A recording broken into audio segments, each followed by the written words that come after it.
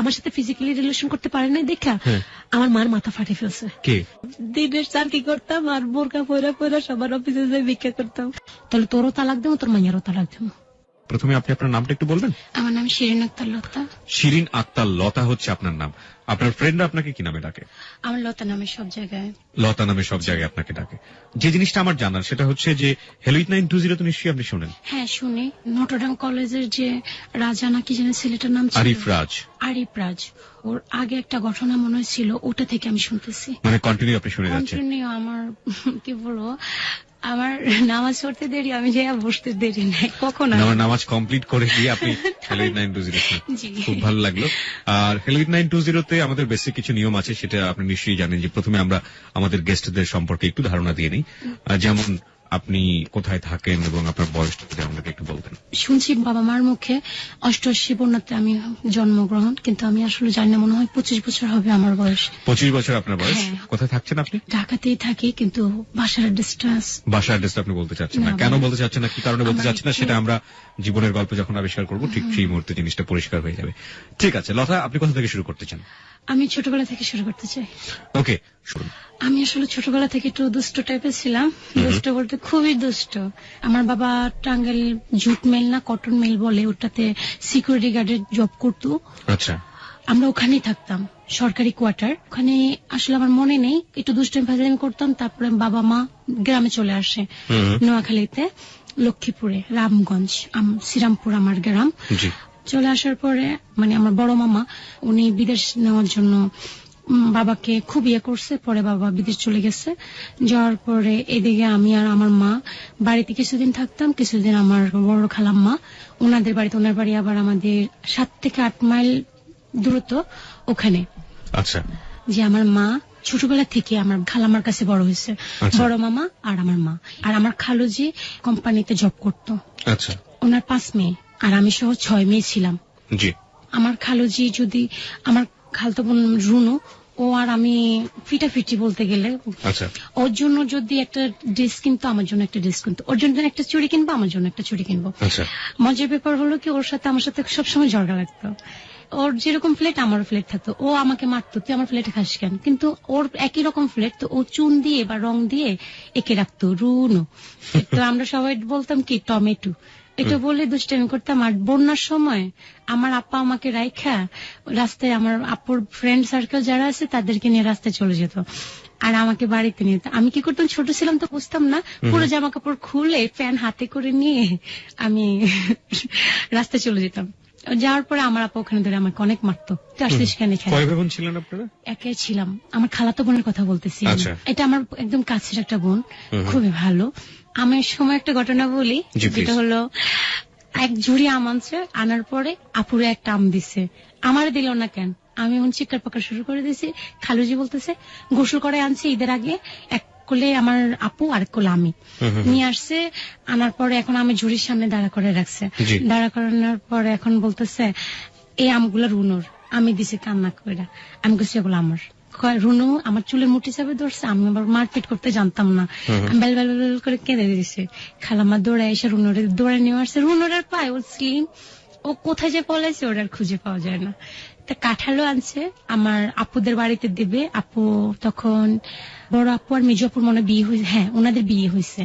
আর সেজু আপুর কথা, স্বপ্ন আপুর কথা আমি আসলে মনে নাই ওনার বিয়ে হয়েছে কিনা, তখন তো ছোট ছিলাম, এত মনে ছিল না। জি, আপনারা মোটামুটি একটা যৌথ পরিবারই ছিলেন। হ্যাঁ, যৌথ পরিবার বলতে আমার দাদা দাদু ছিল।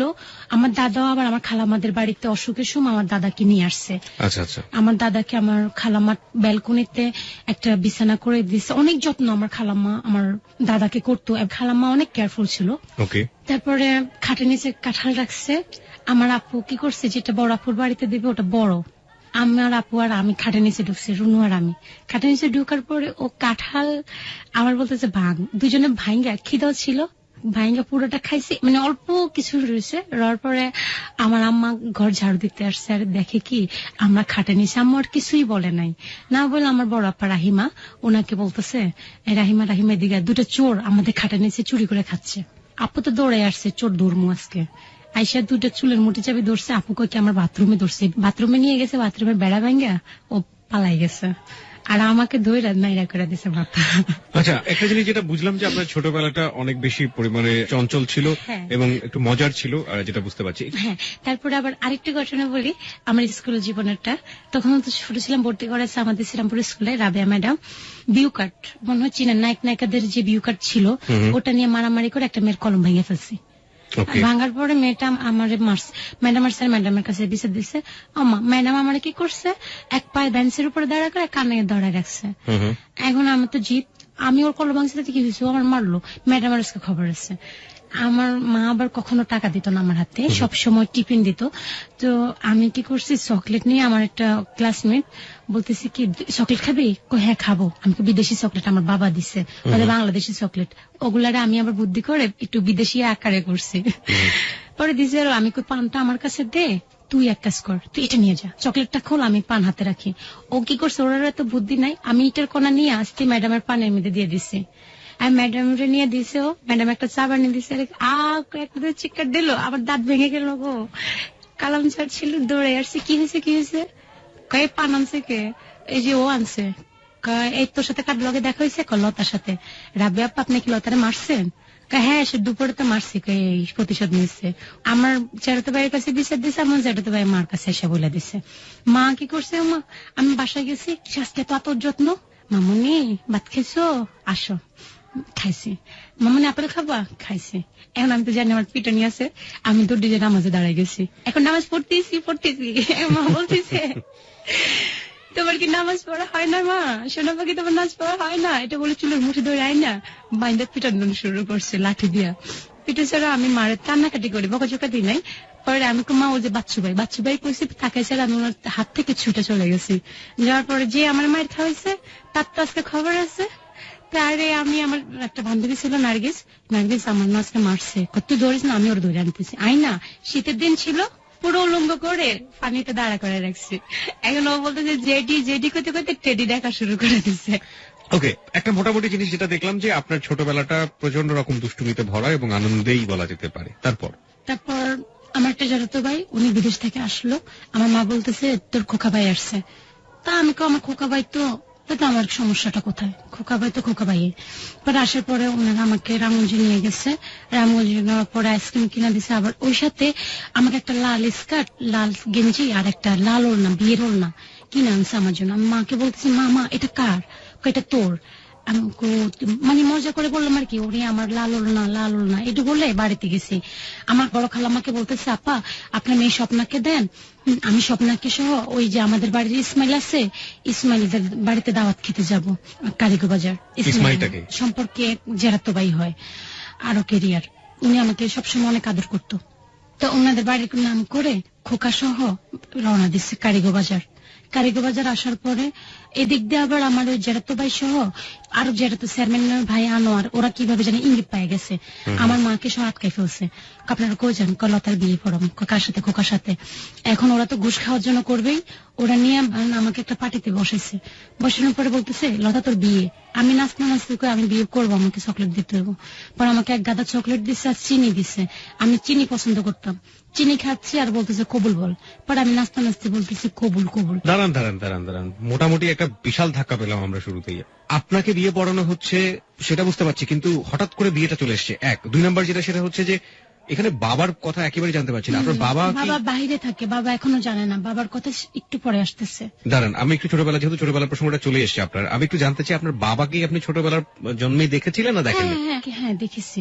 পরে তো আমার যখন বয়স কত 4-5 বছর হইব মনে নাই, তখন কবে জানি বাইরে চলে গেছে, দেশের বাইরে। সেই সময়টা আপনার মনে নাই? মনে নেই। ওকে। এবং আপনার প্রসঙ্গটা যখন বিয়ের প্রসঙ্গ, তখন বাবা বাইরে থাকে, তখন বাবা দেশের বাইরে থাকে, সৌদি আরব থাকে। আচ্ছা, আপনার পরিবারে কেবলমাত্র আপনিই ছিলেন সন্তান, তাই তো? একটাই মাত্র মেয়ে, আপনার বাবা দেশের বাইরে থাকতো। হঠাৎ করে একটা ছেলে আসলো, যে ছেলেটার নাম হচ্ছে খোকা। আমার বাবার বড় ভাইয়ের ছেলে, জ্যাঠাতো ভাই যেটাকে আমরা বলি। খোকা বিদেশ থেকে আসলো, এবং আপনার মা বিদেশ থেকে আসার কতদিন পরে এটা বিদেশে আসার মনে হয় কত 4-5 দিন পরে ঘটনাটা হয়েছে। খোকার বয়স কত ছিল? খোকার বয়স তখন ছিল 29 না 30 এমন হবে, আর আমার বয়স ছিল 6 থেকে 7 বছর, মনে হয় 7 বছর হতে পারে, 7 থেকে 7.5-8 এরকম হবে আমার মনে নাই। আপনি কোন ক্লাসে পড়তেন তখন? তখন তুতে পড়তাম। ক্লাস 2 তে পড়তেন। আপনার বয়স 7 থেকে 7.5 বছর। ক্লাস 2 তে পড়তাম। আর খোকার বয়স হচ্ছে 30 বছর, প্রায় 29-30 বছর। লম্বা চূড়া এরকম মোটা ছিল। উনি দেখতে এরকম ছিল, কিংবা মোটা কাটা ছিল, ফাইন। কিন্তু কথা হচ্ছে যে 30 বছরের ছেলের সাথে 7 বছরের আপনাকে বিয়ে দেওয়া হচ্ছে কেন? আর আশেপাশে লোকজন কি ছিল না? ছিল, সবাই আমার মার মুখটাকে ভয় পেত, এক একটা খারাপ ভাষা বলতো, ওরে বাবারে বাবা, পুরুষরাও পারে না। দজ্জাল টাইপের ছিলেন? দজ্জাল বলতে কি, একটু পাগল টাইপের। পাগল মানে? এই মানে নিজের বুঝ নিজে বুঝে, পরের বুঝ কম বুঝে। ওকে, আমরা কিছুটা হলো কনফিউজ। ঠিক আছে, আপনি যে ঘটনাটা বলছিলেন যে আপনার সঙ্গে বিয়ে দেওয়ার ব্যাপারটা ঘটছিল, একটু বলুন। তারপরে আমাদেরকে যখন আটকানোর পর ওখানে কারিগবাজার একটা ভাবির বাড়ি ছিল, আমি তখন জানতাম না কার বাড়ি। ওই বাড়িতে নিয়ে আসছে, আনার পরে আমার গায়ে লাল ওড়না ছিল। আমি যাই দেখাইতেছি, এরও দেখছিস নিয়ে আমার ওড়না, নোয়াখালীর বাসায়, এরও দেখছিস নিয়ে রায় ওড়না গাদ দিছি, এভাবে বলতাম আর কি। দেখছিস নিয়ে রায় ওড়না গাদ দিছি, তোগো আসেনি? তো সবাই বলে আমাদের আছে। আমি করে নান্নগো নাই, মানে এটা নোয়াখালীর বাসা আর কি, মানে আপনাদের নাই। তো ওরা সবাই আমার নোয়াখালীর ভাষাতেই বলতে পারেন, কোনো সমস্যা নেই। দেখছেন রারা আছে, আর ওড়না আছে, আর মা কিনে দিছে, আর খোকা ভাইও কিনে দিছে, করে তো তোর হাই হইব, মানে এমনি বলছে আর কি, একটা কথা আর কি, ওটা তো স্বামী হবে। তো আমি বলতেছি স্বামী কি খায় না কি করে? খায় না, ওটা বাইকটা মাথায় দেয়, তোর মা দেখাইব তোর কি করে। এটা বলার পরে আমি কই ও আমার বিয়ে, এটা কই আমি নাচতেছি। এখন আমার মা বলতেছে এই চুপ, বয়। পরে বসছি, বসার পরে এখন মা বলতেছে আমি যা করি তোর তা শুনতে হইব। আমি আচ্ছা ঠিক আছে শুনবো, আপনি বলেন। মানে আমি তখন নোয়াখালীর বাসায় আর কি। বলতেছে তুই কবুল বল। আমি না, আমি কবুল কইতাম না, আর না আমার আগে চকলেট দেন। সবাই বলতেছে কবুল কর, আমি না চকলেট দেন। তা আমার সালাকা ছিল, যে চকলেটটা ওটা আমার ফেভারিট ছিল তো, আর চিনি ফেভারিট ছিল, এই দুইটাই না আমার সামনে দিচ্ছে।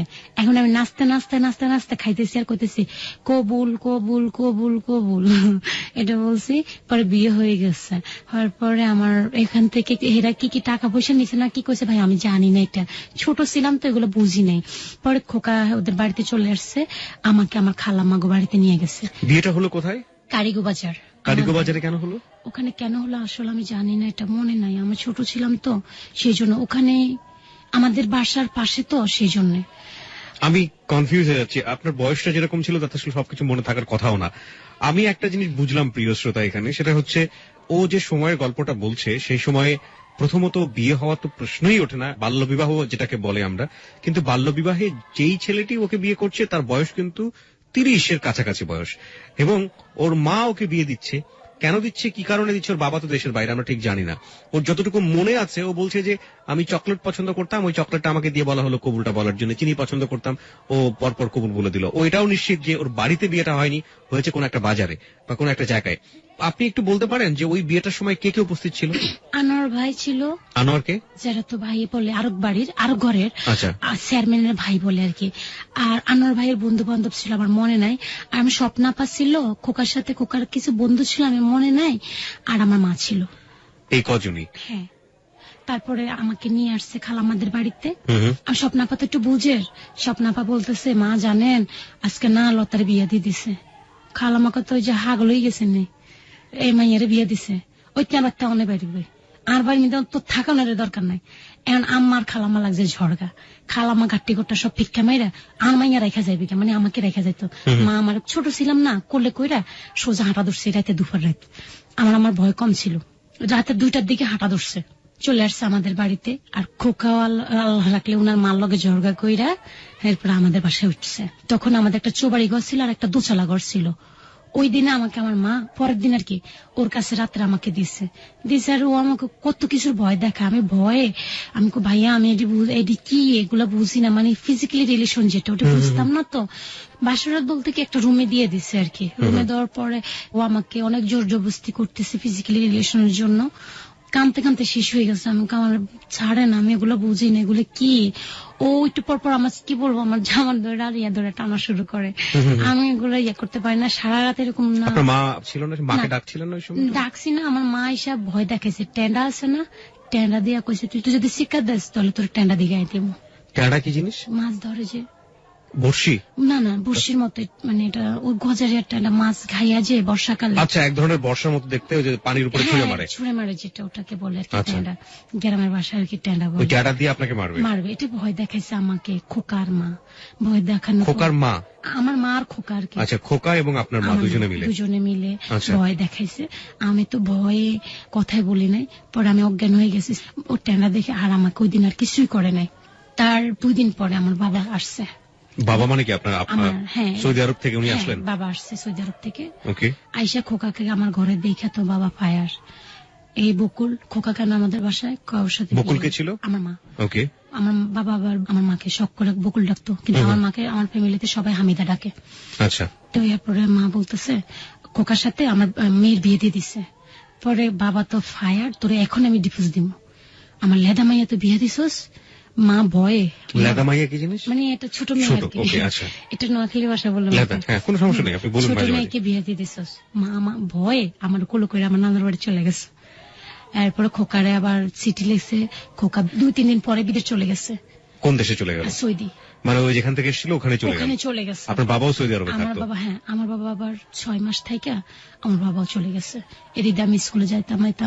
তারপরে খোকা স্কুলে যে আপনি যেতেন, আপনার সহপাঠীরা আপনাকে খেপাতো না যে তোর বিয়ে? হ্যাঁ, সবাই খেপাতো, বলতো এর পালিকা মাইয়ার বিয়ে হয়ে গেছে। পালিকা মার কাছে বিয়ে দিতাম। মা, এরা আমার কি পালক মাইয়া কয়? আমি কি পালক কয়? আর এরা পাগল, এরা কিছু, এটা তো বুঝিসবি না। দাঁড়ান, আবার একটা ধাক্কা খেলাম। সেটা হচ্ছে স্কুলে আপনাকে পালক বলতো। কি বলতো নোয়াখালীর ভাষায় বলেন তো একটু? হালিকা মাইয়া, এই এরা সুলতান হালিকা মাইয়া, এই হালিকা মাইয়া, এদিকে সবাই পালিকা মানে পালক মেয়ে। মানে আপনি মোটামুটি বুঝলাম যে আপনার ক্লাসমেটরা জানতো যে আপনি পালক। আমাদের স্যারেরা সবাই আমাকে এটাও ডাকতো পালিকা মাইয়া, সুলতানের পালিকা মাইয়া। সুলতানের পালিকা মাইয়া? সুলতানের মানে আমার বাবার নাম ধরে বলতো। সুলতান হচ্ছে আপনার বাবার নাম, এবং বলতো যে সুলতানের পালিকা মেয়ে। তার মানে আমরা জানি না সত্য কি মিথ্যা, চারপাশের লোকজন সবাই জানতো যে আপনি এই পরিবারের পালক মেয়ে। প্রিয় শ্রোতা, এতক্ষণে মোটামুটি আমরা বিশ্বাসযোগ্যতার একটা জায়গাতে পৌঁছাতে পেরেছি যে ওর সাথে কেন এই ধরনের আচরণ করা হচ্ছে। দেখা যাক সামনে কি হয়। হ্যাঁ লতা, তারপর? পরে যখন আমার বাবা বিদেশ গেছে, এই পরে 1 বছর না যেতে যেতে আবার মা চিঠি দিছে, খোকা তোর চাচা চলে গেছে বিদেশ, তুই চলে আয়। আচ্ছা। তখন আমার মনে হয় আমার বয়স 9 বছর হবে। কোন ক্লাসে পড়তেন ওই সময়? তখন ক্লাস 3-তে পড়তাম। ক্লাস 3-তে পড়তেন, তার মানে 8 থেকে 9 বছর বয়স। তারপরে খোকা চলে আসছে। আসার পরে মানে ওর মার বাড়িতে উঠছে। ওঠার পরে আমার জেঠিমা বলতেছে তুই ওই বাড়ির ধারে কাছে যাবি না। 1 দিন রইলো, 2 দিন রইলো, 3 দিনের দিন আমার জেঠি লোকে জড়কা কইরা আমাদের বাড়িতে চলে এলো। কে? খোকা। তখন আমাদের আবার বিল্ডিং করছে। আচ্ছা, বিল্ডিং এর প্রসঙ্গে আমি আসছি একটু পরে। তার আগে আমাকে একটু বলেন যে খোকা আপনাকে বিয়ে করলো, খোকার পরিবার থেকে কি এটার মত ছিল? না, আমার জেঠি আমার তো আমার মাকে কোন গজব ডালতো। আল্লাহর গজব পড়ো কি শয়তানের উপরে লেদা মাইয়া ধরে আর বুড়া পেটার কাছে বিয়ে দিছে, বুড়া ওলার কাছে বিয়ে দিছে। এই মাইয়া কিছু বুঝে না, আর আমার পোলা পাগলে বিয়ে করছে। কি জায়গা জমি আছে, এই জায়গা জমির লেগে তুই পাগলে বিয়ে করছস, এটা বলতো। আচ্ছা, ঠিক আছে, তারপর? ওর মার সাথে জড়গা টর্গা করে আমাদের বাড়িতে চলে আসছে। আমাদের আবার বাবা বিল্ডিং করে গেছে, সার্ভার টিন দিয়ে গেছে। তখন দাদি ছিল, আমার ফুফু ছিল। খোকা আমার দাদির সাথে কথা বলতে দিত না, ফুফুর সাথে আমার সাথে কথা বলতে দিত না। আমাকে আমার মা আমার 1ম দিন ওদের বাসায় দিয়েছে, ওই রুমে দিয়েছে, খোকারে রুম। এরপর এই মাসকে দিয়েছে, আমার দাদুর আবার বাইর করে দিছে, আমার রুমে দিয়েছে। আর আমি মা গো চিকার দিয়েছি। ও আমার মানে কি বলবো, ব্যাক সাইডে অনেক ব্লাড বাইর করে ফেলছে। আমার মাও পাশে বসা ছিল, মা একটু কিছু বলো নাই যে আমার মায়েরা ছোট, আমার মায়েরা এরকম অত্যাচার করিস না। আমি বয়স, তারপরে আমার এক ভাইয়া পড়াইতো, পারুক ছিল, উনি আমার বাসায় এসে দেখে আমি হাঁটতে পারি না। পরে আমার সাথে জড়গা লাগছে, চাষি আপনি পাগল হয়ে গেছেন, লেদা মাইয়াদের বুড়া বেড়ার কাছে বিয়ে দিচ্ছেন, আমি আপনার মেয়ের আর পড়াবো না। এটা লইয়া খোকার লগে জড়গা মারামারি লেগে চলে গেছে। পারুক ভাইয়া জহির ভাইয়া চলে গেছে, উনি আমাদের পাশের গ্রামের। এরপরে আমি স্কুলে যাইতাম, কি পড়তাম, আমি নিজে স্কুলে মারি খাইতাম। ম্যাডামরাও বলতে পারতাম না আমার যে এরকম অত্যাচার করে। বাসায় আসলে ভয়ে এক সাইডে বসে থাকতাম, খুকায় ভয় লাগাইতো শুধু শলা দিয়া, আজকে তোরা শলা দিব এমনি কইতো। শলা কি জিনিস? মানে যে দাঁত খসে শলার মুঠা বলে, যে নারিকেল গাছের শলা যেটা, ওইটা দিয়ে আমার ভয় লাগাইতো। বলতো তোরা যে শলা দিব, তো যদি আমার কথা না শুনোস তোরা যে মাইরেই ফেলবো। আমি ভয়ে যাইতাম ওর রুমে, গেলে মা কয়ে শিকার মারতাম, মাও বয়ে থাকতো। আর প্রতিদিন আমার মা, ডোন্ট মাইন্ড, যারা শুনতেছেন আপনারা কেউ মাইন্ড করিয়েন না, আমার মা খোকার সাথে প্রতি রাত ঘুমাইতো। আর আমার শিখিয়ে দিত কি, তুই যদি কস আমরা একসাথে ঘুমাই তাহলে তোর সবা করে ফেলবো, তোর বাপের কাছে কইতে পারতি না, আমার কাছে কমো না, ডরে কারো কাছে কইতাম। কিন্তু সবাই জানতো আমি যে মার খোকা একসাথে ঘুমাইতো, সকালবেলা আমার কাছে মা হয়ে থাকতো, মানে প্রতিদিন আমার সাথে এরকম। আরেকদিন আমাকে ধরছে, ধরার পর আমি ভয়ে আমি বাথরুমে যাবো কইছি, আর বাথরুমে যাইতে দিছে আরে আমার মা, আমি ভয়ে বাথরুমে বয়ে রয়েছি, আমি বাইরে হইতেছি না। আরে মা যায়, আমি বলছি মনে কেউ বাথরুমে যাইবো, দরজা নক করতেছে, দরজা খুলে দেখি মা, আমার মা আমার চুলের মুঠি চাবি ধরে রাখছে, আর খোকা বাথরুমের থেকে ব্রাশ দিয়া ময়লা সবটি আমার মুখের ভিতরে দিয়া, পানি দিয়া, গলায় চাপ দিয়া খাওয়াই দিছে সব ময়লা।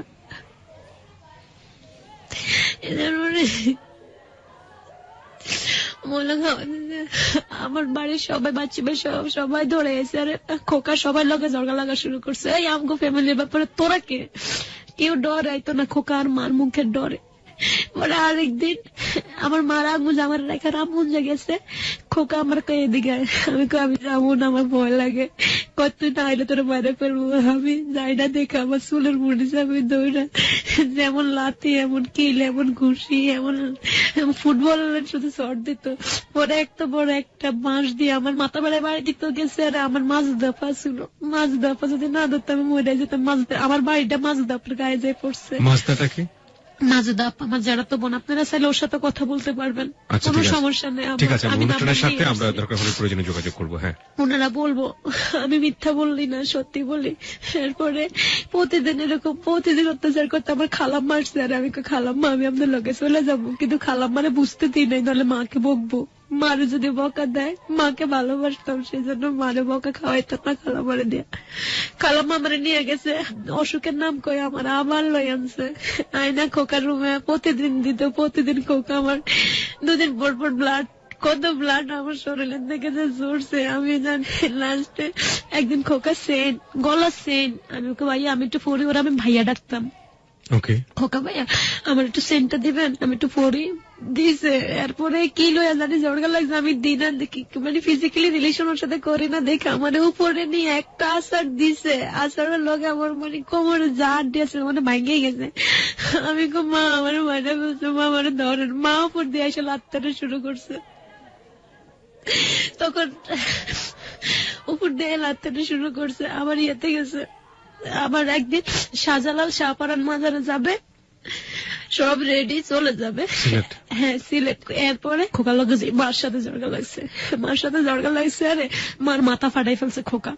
তারপর এদিক দিয়ে বলি আমার মার মাথা জ্বর ছিল, তো সবাই বলতো ফকির, মানে আমার সবাই না, খোকা মার বক্ত ছিল, বাবা ইয়ে ফকির বাবা ইয়ে। আমার মা মারছে, আর ওই কানিসের উপরে উঠে পাগলের মতন অভিনয় করা শুরু করছে। আর খোকা কাকে মারছে? আমার মাকে মারছে আর কি, আমার সাথে ফিজিক্যালি রিলেশন করতে পারে নাই দেখা আমার মার মাথা ফাটে ফেলছে খোকা। পরে আমার খালাম্মাদের বাড়িতে গেছি, যাওয়ার পরে খালাম্মাকে বলতেছে, খালাম্মা মা তো মাথা ফাটে ফেলছে। খালাম্মা আসছে, আয়সা খোকারে বকাঝকা করছে, এরকম ইয়ে হয়ে গেছে, মিটমাট হয়ে গেছে। মায়েরা পরের দিন আবার দুজনে একসাথে ঘুমায়। পরে আমি তো আর এটা বুঝতাম না। বাবা আসে না, বাবা বিদেশ থাকে। না, আপনি যেটা বলছিলেন যে বাবা আসে, এটা কি ছিল? এটা বাবা মানে ওই যে ফকির বাবা। কোন ফকির বাবা? কিসের? ওই যে জিন ভূত ফকির বাবা বলে। এটা কেন বলছিল? এটা মার মাথা জ্বর ছিল তো, সেই জন্য বাবা আসে বলতো। এটা কে বলতো? এটা খোকা বলতো। আর আচ্ছা, মানে কবিরাজি করতো আর কি, সবাইকে দেখাইতো উনি কবিরাজ। আমার মা কবিরাজ, দূর থেকে লোক আসতো, টাকা ইনকাম করতো আমার মা, কিছু টাকা ইনকাম করতো। যাক এগুলা, তারপরে 2 দিন পরে ভালো হয়েছে, আরে পরে আবার সিলেট গেছে, যাওয়ার পরে ওখানে ওরা স্বামী স্ত্রী কই আমাদের মেয়ে বানাইয়া ওরা রুম নিছে সিলেটে। হ্যাঁ, তারপর এক রুমে আমরা ছিলাম। আমাকে এক সাইডে দিছে না মাঝখানে দিছে, আমার মনে নেই ভাই, একজনের নাম মিথ্যা বলতে পারবো না আমি, আমার একটু মনে নাই। পরে ওখান থেকে আমরা চলে আসছি, আসার পরে আমাকে বলতেছে, আমি আবার বাইল টোকাইতাম, বাইল মানে সুপারি পাতা, সবসময় এটা আমার ফেভারিট ছিল। জ্বর হোক আমি ঘরে নাই, আমি বাইরে যেতাম। এখন কি আমার মাথায় ঠাডা পড়লো না কি পড়লো আমি নিজে জানি না, আমি বের হয়ে যেতাম। তা আমি আইসা দেখি ওই যে আমাদের জানালা ছিল, জানালার একটু ফাঁক ছিল, তা আমি মা ডাকতে গেছি, আর দেখি খোকা মায়ের গার উপরে। পরে আমি দরজার সামনে যাই শোরুমে, আমি তখন বুঝতাম না এগুলা। আমার দেখি ভাবি আইতেছে, বাচ্চু বাইর বউ, বলতেছে, লতা তোর মা কই? আমি এখন কই? মা মনে বিড়াল মারে, খোকা ঘরে, মারা যদি মারে। পরে আমি ভাবি ও বাচ্চু ভাই আছে, আপনি দৌড়ান বাচ্চু ভাইয়ের কাছে যান। বিড়াল মারা মানে? আমি তো জানতাম, আমাকে শিখে তো ওরা ফিজিক্যালি রিলেশন করতো আর আমার বলতো বিড়াল মারে। এগুলো বলতো আপনাদেরকে যেটা বিড়াল মারা? আমাকে বিড়াল মারে বলতো, আমার মা বলতো আমরা বিড়াল মারি। ভাবি আসলে আপনি কি বলতেছিলেন? ভাবি আসছে আর আমি ভাবি ওই যে বাচ্চু ভাই আমাদের ডাকে, ভাবি ভাবছে সত্যি সত্যি বাচ্চু ভাই রিক্সা চালাতো, ভাবছে রাস্তার মাথা থেকে সত্যি সত্যি ডাকছে, ভাবি দিছে দৌড়। পরে আমি দরজা নক করতেছি আর ওদের মনে সমস্যা হয়েছিল, আমার এই রুম পিটা দিচ্ছে আমার মা দুইজনে মিলা। পরে আমি আপনারা রুমে কি করেন এটা বলছি, দেখে গলার মধ্যে পানা দিয়ে ধরছে, ধৈরা কয় কি তোর দরকার আছে আমরা কি করে বেড়াল মারি। তো আমাদের বাড়ির সবাই জানে সব কিছু কিছু কাহিনী জানে। আচ্ছা, এই যেভাবে বলতেছি এই সিরিয়াল প্রতিদিন হইতো, প্রতিদিন 3 থেকে 4 বছর আমার উপর অত্যাচার, যেমন লাঠি, মানে কি বলবো ভাইয়া, আমার জীবনে মানে আমার মতো মায়ের কেউ খায় নাই ভাইয়া, কোনোদিন লাঠি কোনোদিন কি কমো, মানে মায়ের একটা মানুষের একটা সীমা আছে, আমার মাথা ফাটে গেছে, এই যে মাথা ফাটানো আছে, মানে উপর থেকে নিচে ঝাড়তে এইভাবে লাগতে পারতো। ফুটবলটা যেরকম না, ওই যে কাকা ফুটবল মেসি ফুটবল যেন ফুটবল খেলে, আমার এনে ওরা দুজনে ফুটবল খেলতো আমার নিয়ে। 4 বছর পরে গেছে খোকা বিদেশ যাওয়ার পরে, তখন আমার মা খোকার সাথে ঝরগা লাগছে আর খোকা বলতেছে তুই যদি তোর জায়গা জমি না লেখা দেস তাহলে তোরও তালাক দেবো, তোর মাইয়ারও তালাক দেবো। তোরও তালাক দিব তোর মায়ের? তখন টেলিফোন ছিল, মোবাইল ছিল আমাদের খৈলার বাজার, ভাইয়াটার নাম আমার মনে নাই, ওই ভাইয়ার মোবাইল ছিল, উনি আইসা বলতো খোকা ফোন দিছে আপনাকে ফোন আইছে, এরকম না এক কথা দুই কথা মার সাথে ঝরগা লাগছে, ঝরগা লেগা পরে বলতেছে কি তোর মাইয়ারও তালাক দেবো তোরও তালাক দেবো। এরপরে মা কয় আমার মাইয়ের তালাক আমি নিজে লইতে পারবো, এটা কই আমার নিয়ে সাথে সাথে লাইন কেটে লক্ষ্মীপুর চলে গেছে, কোর্টে যাই কোর্ট ম্যারেজ কিভাবে করে না এগুলা, আমার ডিভোর্স লইয়া ফেলছে কয়েকদিনের মধ্যে ডিভোর্স লইয়া। এখন বাবা আমাকে কথা জিজ্ঞেস এই জন্য বিশমিশ না পাই আমারে মেজু খালাম্মার দেবরের শ্বশুর বাড়িতে আমার কাজে দিয়ে দিতে হয়েছিল 500 টাকা বেতনে, কিন্তু আমার বাবা বাইরে থাকে, বাড়িতে বিল্ডিং, টাকার অভাব নেই, পরে দিয়ে দিতে হয়েছিল। আমার খালাম্মা আটকাইছে, মেজু খালাম্মা কয় কি তুই পাগল হয়েছিস নি, তুই মায়ের জীবনটা নষ্ট করে দিছিস। এটা বলার পরে মা এখান থেকে আর কিছু করতে পারে নাই দেখা আরেক জায়গায় এতিমখানায় দিয়ে দিতে হয়েছিল, ওখান থেকে কে জানি আবার বাসায় আমাকে, এটা আমার মনে নাই, এটা আমার খালাম্মা আমাকে বলছে, এটাও কিন্তু আমি জানতাম না, ছোট ছিলাম তো, আমার মেজু খালাম্মা বলছে। আপনারা যদি চান আমার মেজু খালাম্মার সাথে কথা বলতে পারেন, কোনো সমস্যা নাই আমার। আচ্ছা, আপনি যে রেফারেন্স গুলো দিচ্ছেন সেগুলো আমরা অনুষ্ঠানের শেষে শাকিলকে দিয়ে আমরা একটা তথ্য প্রমাণ সহ একটা প্রেজেন্টেশন আমরা রেডি করে রাখবো, ঠিক আছে? বলুন। খোকার সাথে তো ডিভোর্স হয়ে গেছে, ওইদিকে এটি বলে হয়েছে, আমি আর ওটা জানতাম না। পরে বাবা বাইরের থেকে আসছে, আস্তে আস্তে আস্তে আস্তে আমিও বড় হইতেছি। আমি ম্যাসুইট হওয়ার পরে মানে বাবা আসছে, ক্লাস 9-এ উঠবো তখন আমি ম্যাসুইট হই, কিন্তু কি পড়ি আমি নিজেও জানি না। ওই যে মার ধরে ভয়ে থাকতাম, আর মারতো না, স্কুলে গেলে ওগুলো কল্পনা করতাম, ভয় চিৎকার পারতাম, তো স্যারেরও মারতো ধরে। ইংলিশে কাঁচা, অঙ্ক তো কাঁচা, কিন্তু কোনোদিন ফেল করি নাই, নাম্বার পাইছি, পাস না নাম্বার পাইছি, একদম জিরো, যেটা আমরা বলে না জিরো, ওটা পাই নাই কখনো আমি। এবং এটা শুধু স্কুলেই পড়তেন, বাসায় কোনো টিচার ছিল না? না, টিচার রাখতো না, আরবি পড়তাম, আমার মা আমাকে আরো বেশি গেছে। এখান থেকে বাবা আইছে, বাবা আসার পরে মা মনে হয় প্রেগনেন্ট হয়ে গেছে। এখন মা কি করছে, আমার নামে বাবার কাছে আমাকে অনেক খারাপ বানাতো, বোকাঝোকা করতো, মাও দেখতে পারতো না বাবাও দেখতে পারতো না। আমার একটা ফুফাতো বোন আরব বাড়ির, ও আইসা আমার লগে দুষ্টামি করতেছে আর বাত্তিচিটা ওটা নিবাই দিতেছে, আর আমি বারবার যে ধরাইতেছি, আমার বাবা কোন দিক থেকে আইসা আমার মা গজব ডালতেছে, গজব ফরক তোর পরে তুই মরতে আরস না, এমনি কয় আর কি, অনেক খারাপ খারাপ। আমি তো কিছু বলি না, আরো বিশ্রী বিশ্রী ভাষা বলতো।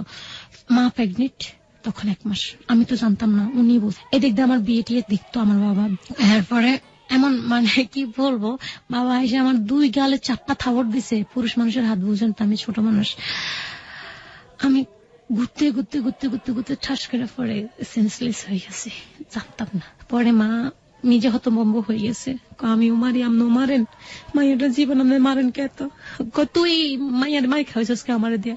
তাই এরপরে এরকম যাকতো, পরে বাবা বিদেশ চলে গেছে, বিদেশ যাওয়ার পরে আমি মেসুইট হয়ে গেছি। তারপরে আমার ভাই হয়েছে, ভাই হওয়ার পর থেকে ভাই হওয়ার প্রসঙ্গে মানে হচ্ছে আপনি এতদিন ওখানে জানতেন, চারপাশের লোকজন বলতো পালক কন্যা পালক কন্যা, এবার আপনি দেখলেন যে আপনার মার একটা সন্তান হলো এবং তিনি হচ্ছেন ছেলে, ঢাকায় হলো, ঢাকায় খালাম্মাদের কাছে থাকতো। আচ্ছা, বাড়িতে গেছে, যাওয়ার পরে এখন আর আমারে দেখতে পারে না। আমার ভাইটা হওয়ার পর থেকে আমার সাথে কেমন থালিবালি করা শুরু করছে, আমার মা ভালো কথা কইলো খারাপ মনে করে, আমার ভাইটারে নিয়ে একটু কইলো করে একটু দুষ্টামি করছে, পড়ে গেছে, আমার কয় কি ওই তুই সতীন লাগস নি, আমার ওই সতীন আমার পোলারে ফালাইছিস কি লাগে, তোর ফেরাতে হয়েছে নি। আমার এমনি কথা কনকে সবাই বলতো কি খারাপ খারাপ বাসা। পরে একদিন আমার ভাই আমার একটু সালোয়ার মানে ম্যাচুইট হলো আমি এত পাগলামি করতাম একটু না, জামা ছিঁড়ে গেছে দেখে আমার মা আমার কাকাদের সামনে আমার পুরা সালোয়ার খুইলা আমার জামা কাপড় খুইলা পুরো উলঙ্গ অবস্থায় মারছে। তখন আমি ম্যাচুইট। আমার কাকারা সবাই দরজা বন্ধ করে ঘরে ঢুকে গেছে শরমে। লতার মা আপনি পাগল হয়ে গেছেন। এই যে সবাই কথা বলা বন্ধ করছে আমার মার সাথে, কেউ কথা বলে না আমার মার সাথে, আমাদের বাড়িতে কেউ কথা বলে না, সাইডে সাইডে সবার বাসায় যায় সবাই। আমরা কথা তুই মরতে পারস না, মরে যেতে পারস না। ভাইয়া আমি তো মেসেজ হয়েছে আমাকে আমার একটা আফা বুদ্ধি দিয়েছে কি, তুই ওই যে মেয়েরা যে ছোট জামা পরে আর কি, ওটা তো বুঝতে পারছেন সবাই, তা ফেরিয়াল আসছে আরে আমাকে 20 টাকা দিয়ে আমার আফা ওটা কিনে দিছে। আমি পড়ছি আর আপনি মা আপনি বলবেন তো মা এগুলো পরে না, বলবেন না আমি তো জানি না। আমার আতুরা দিয়ে আমার এগুলো বাড়িয়াই মাথা বাড়িয়াই মাথার মধ্যে বাঁশ দিয়ে বাড়িয়াই আমার পুরা মাথা আমার সেন্সলেস করে ফেলছে। পরে আমি কই আমার মারেন কে, আপনার একটা ছেলে আপনি বাইডার আদর করেন আমার মারেন কে, এটা বলছি দেখে আরো লাতি। একটু যদি কিছু পড়া যায় আমার হাত থেকে দৌড়া মাইট শুরু করতো, যদি একটু আদা পড়ছে পুকুরে বয়া কান্দা শুরু করছি, এই ওখানে রাইখা বাথরুমে ঝাড়ু দিয়া, যেটা ঝাড়ু দেয় ওই ঝাড়ু দিয়ে এরম মারা মারছে পুরা। সবাই রাস্তার মানুষ থাকাইছিল আর শুধু করতে বেরিয়ে পাগল নিয়ে মাইয়াডার এরকম মারে কে। সবাই বলতো লতার মা তুমি এরকম মাইয়াডার মারো কে, মাইয়াডা তো ময়রা যাবো, তুমি মাইয়াডার জীবনটা নষ্ট করে দিছো, তারপরে মাইয়াডার এরকম মারো করতে সবাই গজব ডলতো। এই আমার ব্যাপারে আপনারা কথা কোন আপনারা কে, আমার মাইয়াডা আমি মারবো না কানমু, এটা কত তোর মাইয়া দেখে তুই এরকম মারবি। যাক এরপর আমার ভাইটা হওয়ার পরে আমার একটু মনে নাই ভাইটার কয় বছরে জানি আমার তখন বিয়ে আর কি দেবে, সব দেখতেছে আগুন খিল সুমন, মানে আপনার বিয়ে দেওয়ার একটা প্রিপারেশন নিচ্ছে। ওকে, বলতেছে বিয়ে দেবে আগুন খিল ছেলের বাড়ি। আগুন খিল এটা কোথায়? আগুন খিল আমাদের গ্রামের পাশে। আচ্ছা, ছেলে মেট্রিক পর্যন্ত পড়াশোনা করছে, আমি কিন্তু একটু মোটা ছিলাম তো ওরা আমাকে পছন্দ করছে, আমার শাশুড়ি আমাকে খুব পছন্দ করছে। 2005 ঘটনা। এখানে আমার এসেক ভাই বলতেছে আপনারা বিয়ে দিবেন না, এরা জুইতেন না। আমার মা আবার একটু পাগল টাইপের, যেটা মাথায় উঠে ওটা না করে ছাড়ে না, না এই ছেলের কাছে বিয়ে দেবো, ছেলের মা আসে ও যায় পছন্দ কইরা যাক। তখন কি আপনার বাবা দেশে ছিলেন? দেশে বাইরে ছিলেন, তখন ওর বাইরে চলে গেছে। আচ্ছা, এরপরে বিয়ে হয় আমার। ছেলেটা সম্পর্কে একটু জানি। ছেলেটা খুব ভালো ছিল। বয়স কত ছিল? বয়স কত 26-27 বছর ছিল ওর। 26-27 বছর? হ্যাঁ 25-26 বছর। আমার কত 12-13 বছর এরকমই হবে আমার মনে নেই। এটা গিয়ে 9-এ উঠবো এমন টাইমে। 13 থেকে 14 বছর। ওকে, তার মানে তখন আপনি আবার বিয়ে করছেন, সেটাকেও বাল্য বিবাহ বলতে পারি আমরা। বিয়ের আগের দিনের ঘটনা, আমার মা আমাকে একটা কাপড় ধুতে দিচ্ছে, তা আমি ওটা ধুই নাই দেখে আমাকে সবার সামনে এরম মারা মারছে আমার গায়ে হলুদের দিন। বিয়ে দেওয়ার পরে আমার শ্বশুর বাড়িতে আমাকে ওরা অনেক আদর করতো, আমি ঘরলেতে গেলে আমার পুরো মুখটুক ভরে ফেলতাম, বুঝতাম না গড়লেপা। ওরা কি জানতো যে আপনি পালক নেই? না, ওরা ওটা জানতো। ওদেরকে বলা হয়নি? ওটা জানতো মনে হয় নাকি জানতো না ভাই, আপনি শিওর না? ওটা শিওর না। ঘরদোর সব লেপতো। আর আমার দেপরা ছিল সুজন, জানি না সুজন শুনতেছে কিনা, সুজনের সাথে আমি মারামারি করতাম। ও ছোট আমিও ছোট, সমবয়সী। ওরে মায়েরা বাথরুমের মধ্যে ঢুকে ফেলতাম, ও আমার ভয়ে বাথরুমে চলে যেত, ভাবি আমার মারে, সবাই আমার পাগলি বলতো, সবাই আমার শাশুড়ি টাশুড়ি সবাই আদর করতো, আমার পাগলি বৌমা, কিন্তু আমাকে রাঁধতে দিত না, সবকিছু করে দিতাম আমার শাশুড়ি জানতো। আমার শ্বশুরে কি করতো, চকলেট আচার এগুলো আইনে আমার বালিশে নিচে মাথায় খাইস। আমার শ্বশুরটা অনেক ভালো ছিল। আর সুমনে মানুষ একটু স্বামী স্ত্রী কত কিছু আনে না, ওর কাছে এগুলো আসছিল না, যে বোর জন্য একটা কিছু আনবো ওগুলা করতো না। তারপরে আমার একটা ভাসুর, এটার নাম শুনলে আমার জিদুডে, পারুক। ওই ছেলে এমন কোন মেয়ে নেই যে নির্যাতন করছে, যাকে দেখে তাকে পটাই ও ফিজিক্যালি রিলেশন করে। ও আমার দিকে নজর পড়ছে, এখন আমাকে বিয়ে করবে, আমাকে বারবার প্রস্তাব দেয়। পরে আমি ভাসুরে আপনাকে প্রস্তাব দিচ্ছে বিয়ে করার জন্য? আপন ভাসুর মানে আপনি চাচাতো ভাসুর। সুমনদের সাথে আবার ওদের সাথে একটু জায়গা নিয়ে দ্বন্দ্ব, আমি রাজি হই না দেখে সুমনের মারে নিয়ে সুমনের কাছে আমার নামে একটা বদনাম করা শুরু করছে। কি বলবো, বলতেছে যে ও আমাকে একটা চিঠি দিছে, আমি বুঝি নাই চিঠিটা কি, এটা সুমনের হাতে পড়ে যায়। সুমন আমার 2-3টা থাপ্পড় মারছে। চিঠিটা কে দিয়েছে? ভাসুর? ফারুকে। হ্যাঁ, ফারুক ছিল আপনার ভাসুর, আর সুমন হচ্ছে আপনার হাজবেন্ড। আর ফারুকের সাথে ওর কাকি আর কি, ওর কাকির সাথে রিলেশন ছিল, এখন বর্তমানে ওর সাথে সম্পর্ক। ওকে বিয়ে করে ঢাকায় থাকে, আগের হাজবেন্ডকে ছাইরা ভাসুরের ছেলের কাছে বিয়ে বসছে মহিলা। তারপরে এখন আমি রাজি হই না, সুমনদের সাথে ঝড়গা। কি করছে, বুদ্ধি করে আমার মার কাছে গেছে, বলতেছে আপনার ছেলের ভবিষ্যৎ নাই, আপনার ছেলের দিকে তাকাইবেন না, আপনার ছেলে একটা দিন দিন বয়স হইতেছে, হইতেছে, আপনি আপনার করেন কেন, এই মেয়েকে, ওরা তো লোভী, ওরা টাকা পয়সার জন্য লোভ করে, এইসব বইলা। আমার মা তো একটা পাগল টাইপের। শোনার পরে আবার এদিক দিয়ে সুমনের মা আমার বলতেছে, আমার শাশুড়ি, লতা আমার 5,000 টাকা ধার দিবা, তোমার মাকে বললো দিতে, তো আমি টাকাটা দিয়ে দেবো। আমি এসে মার কাছে বলছি, ওরে বাবা, মা তো আমার আটকাই ফেলছে, আর আমারে দিব না। ও যে ফারুক এসে সব বলছে যে এটা হয়েছে, আমার মা এমন স্তূক উঠেছে ওই বাড়িতে, আমার শ্বশুর বাড়িতে যাইয়া আমার সাথে বলে ফারুকের লগে ফিজিক্যালি রিলেশন আসছিল। আমার মা এটা বলে, মা কি বলবো। এরপরে মার পাগলামি উঠে গেছে, মা কোর্ট ম্যারেজ কইরা সবার, মানে আমাদের ওখানে একটা ভোট অফিস আছিল, ভোট অফিসে বলতেছে কি, সুমন আমার শরীরে হাত দিচ্ছে। মানে একটু বোঝার চেষ্টা করি, আপনার মা চাচ্ছিল সুমনের সাথে আপনার ডিভোর্স হয়ে যাক। এটা কেন? ওই যে ফারুককে বলছে এখন ওনার জায়গা জমি নিয়ে যাবো সুমনরা, এই ভয়ে আমার ওখান থেকে নিয়ে নিতে। ফারুক মানে আপনার ভাসুর, সে এসে আপনার মাকে পটালো এবং সেজন্য আপনাদের সংসার ভেঙে যাচ্ছে আর কি। সবাই খেপে গেছে আমার মার নামে, তুমি পাগল, সুমন ওই ধরনের ছেলেই না। আমি বউ, সুমনের পায়ে ব্যথা, আমি টিপমু, আমার না টিপতে, মানে আমার মা টিপতে যায়। পরে সুমনকে, মা আপনি আমার মা লাগেন। সুমন খুব ভালো ছিল, সুমনের মা ছাড়া কথাই বলতো না। যাক, তারপরে ওখানে সুমন আমার নেওয়ার জন্য অনেক আগ্রহ ছিল, ওরা নেওয়ার জন্য অনেক কিছু করছে আমাকে নেওয়ার জন্য। আমার বান্ধবী জেসমিনে সাহায্য নিয়ে, তা আমার মা আমাকে ঘরে আটকে রাখতো। পরে ডিপোজ হয়ে গেছে, এখন আমি বাড়িতে আসছি, আসার একদিন পর আমার মা বলতেছে, তোমার খাওয়াইবো কে ঘরের ভিতরে এমনি? তা আমি কই, কেন, বাবা বিদেশ আছে না? ওই তোর বাবা বিদেশ আছে, তোর বাবা টাকা পয়সা দেয় না, তুই যাবি আমার বাসার থেকে বাইরে হবি। জেসমিনের বাবা মন্নান কাকা ওনারে খবর দিছে, ভাই এটার ফারাত নিয়ে বিক্রি করে দেন, না জেনে পড়েন, এটা নিয়ে দিয়ে আইন। তা আমার ফুফাতো ভাই ছিল ইসুফ আবার আমাকে, আমার মা এরকম মারতো দেখা কয়টা মুড়ির লেগে আমার মা মারে। আমার মাঝখান দিয়ে বলতে ভুলে গেছি, আমি একটা অ্যাফেয়ার করতাম, ওর নাম মনির ছিল। আমার মা ওর সাথে আমাকে বিয়ে দেয়নি, ওকে অনেক বিশ্রী কথা বললা ওকে আমার থেকে দূরে সরাই নিছে। এটা সুমনের বিয়ের আগে আর কি। ওই মনিরের সামনে আমাকে অনেক মারতো। আপনাকে যে দ্বিতীয় বিয়েটা করালো, এটার মেয়াদ কতদিন ছিল? 5 মাস, মাত্র 5 মাস। এবং আপনার মা ইচ্ছা করে আমার 2টা বেবি নষ্ট করে ফেলছে আমার মা। এটা একটু শুনি।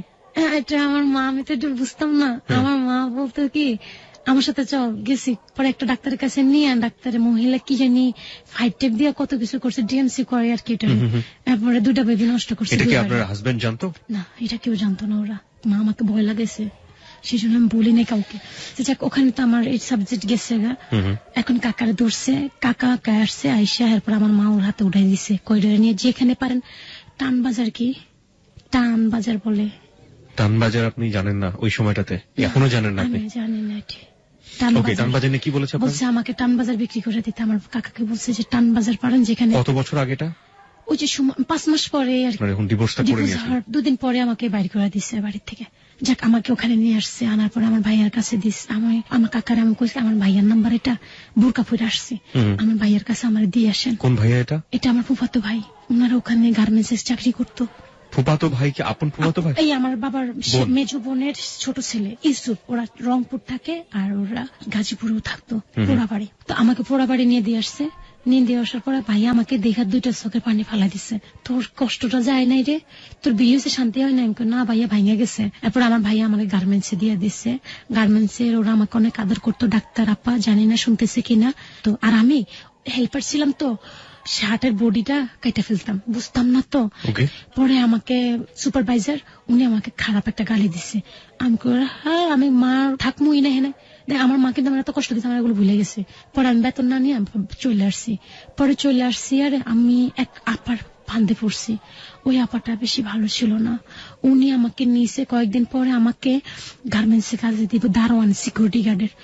আমি ভরসা পাইয়া গেছি। আর উনি আমাকে একটা লোকের কাছে রাতে 8টার দিকে দিয়ে দিচ্ছে। লোকটা বলতেছে কি, আমি বাথরুম থেকে আসি, তুমি ফ্রেশ হয় না, তোমার সাথে আমার ফিজিক্যালি রিলেশন হবে, তোমার জন্য আমি 5,000 টাকা দিচ্ছি সারা রাতের জন্য। আমি তো ভয়ে চিৎকার। পরে আমি বাধ্য হয়ে ওনার পকেট থেকে 2 না 3,000 টাকা ছিল, মনে নাই, এই টাকা চুরি করে আমি ভেঙে গেছি। আমার সাথে কিছু করতে পারে নাই, ওনারে বাইরে দিয়ে বাথরুমে সিট কেড়ে দিয়ে আমি বাইরে ভাইগা চলে এসেছি।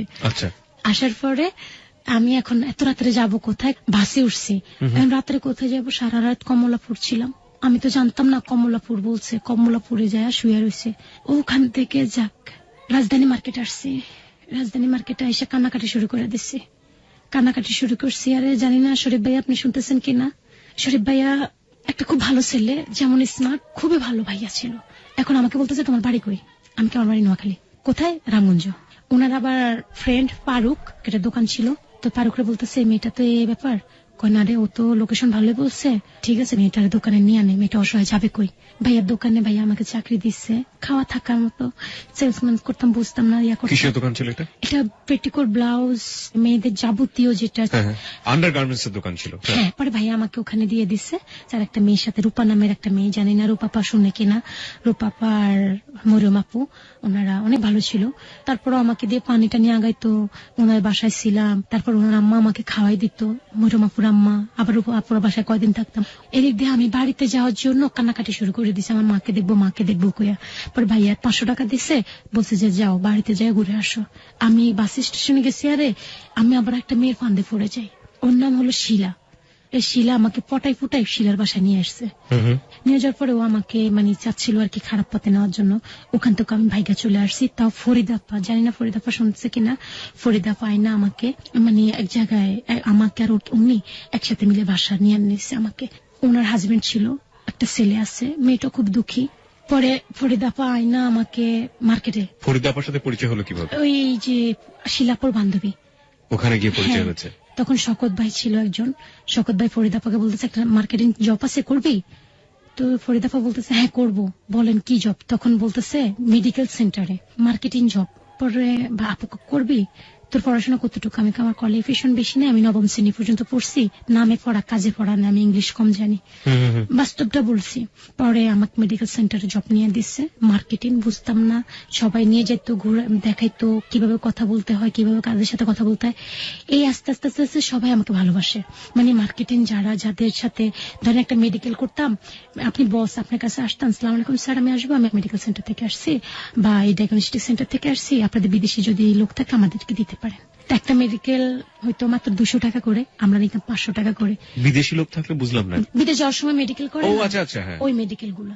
তো আমার রেগুলার 15 দিন না যাইতে আমার কাজ, প্রতিদিন আমার 5000 টাকা ইনকাম ছিল। মাসের যে বেতন আছে ভাইয়া, আমি সপ্তাহে আমার মাকে বাজার দিতাম, আমার মারে আমি কাপড় চাপড় দিতাম, নিজে একটা টাকা ইয়া করতাম না, মারে সব টাকা দিছি। এরকম দিতে দিতে দিতে দিতে 3-4 বছর আমি আমার মাকে প্রতি সপ্তাহে 5000 টাকা করে দিতাম।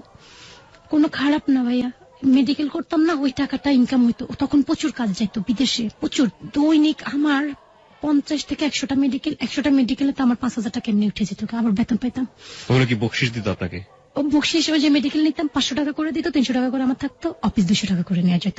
আর মাস শেষে আমার বেতন থাকতো, কনভেন্স 20 টাকা করে থাকতো। আচ্ছা, ওটা দিয়ে আমি গাড়ি ভাড়া, আর আমি একটা রুম। তখন ফরিদাপ্পা আবার আমার সাথে, ফরিদাপ্পার সাথে একটু ঝগড়া হয়। ফরিদাপ্পা উনার বেবি নষ্ট হয়ে গেছে, ওই খরচ আমি দিছি, জামাই রেখে চলে গেছে, কিন্তু উনি আমাকে মানে খুব অবহেলা করা শুরু করছে। পরে আমি চলে আসছি আমার মতো, আমি নিজে চলে আসছি। আসার পরে ফরিদাপ্পার বাড়িতেও গেছি, ফরিদাপ্পার আম্মা আমাকে অনেক আদর করতো, ওনার চাচিটা আমাকে খুব আদর করতো, আমাকে ভাত খাওয়াই দিত।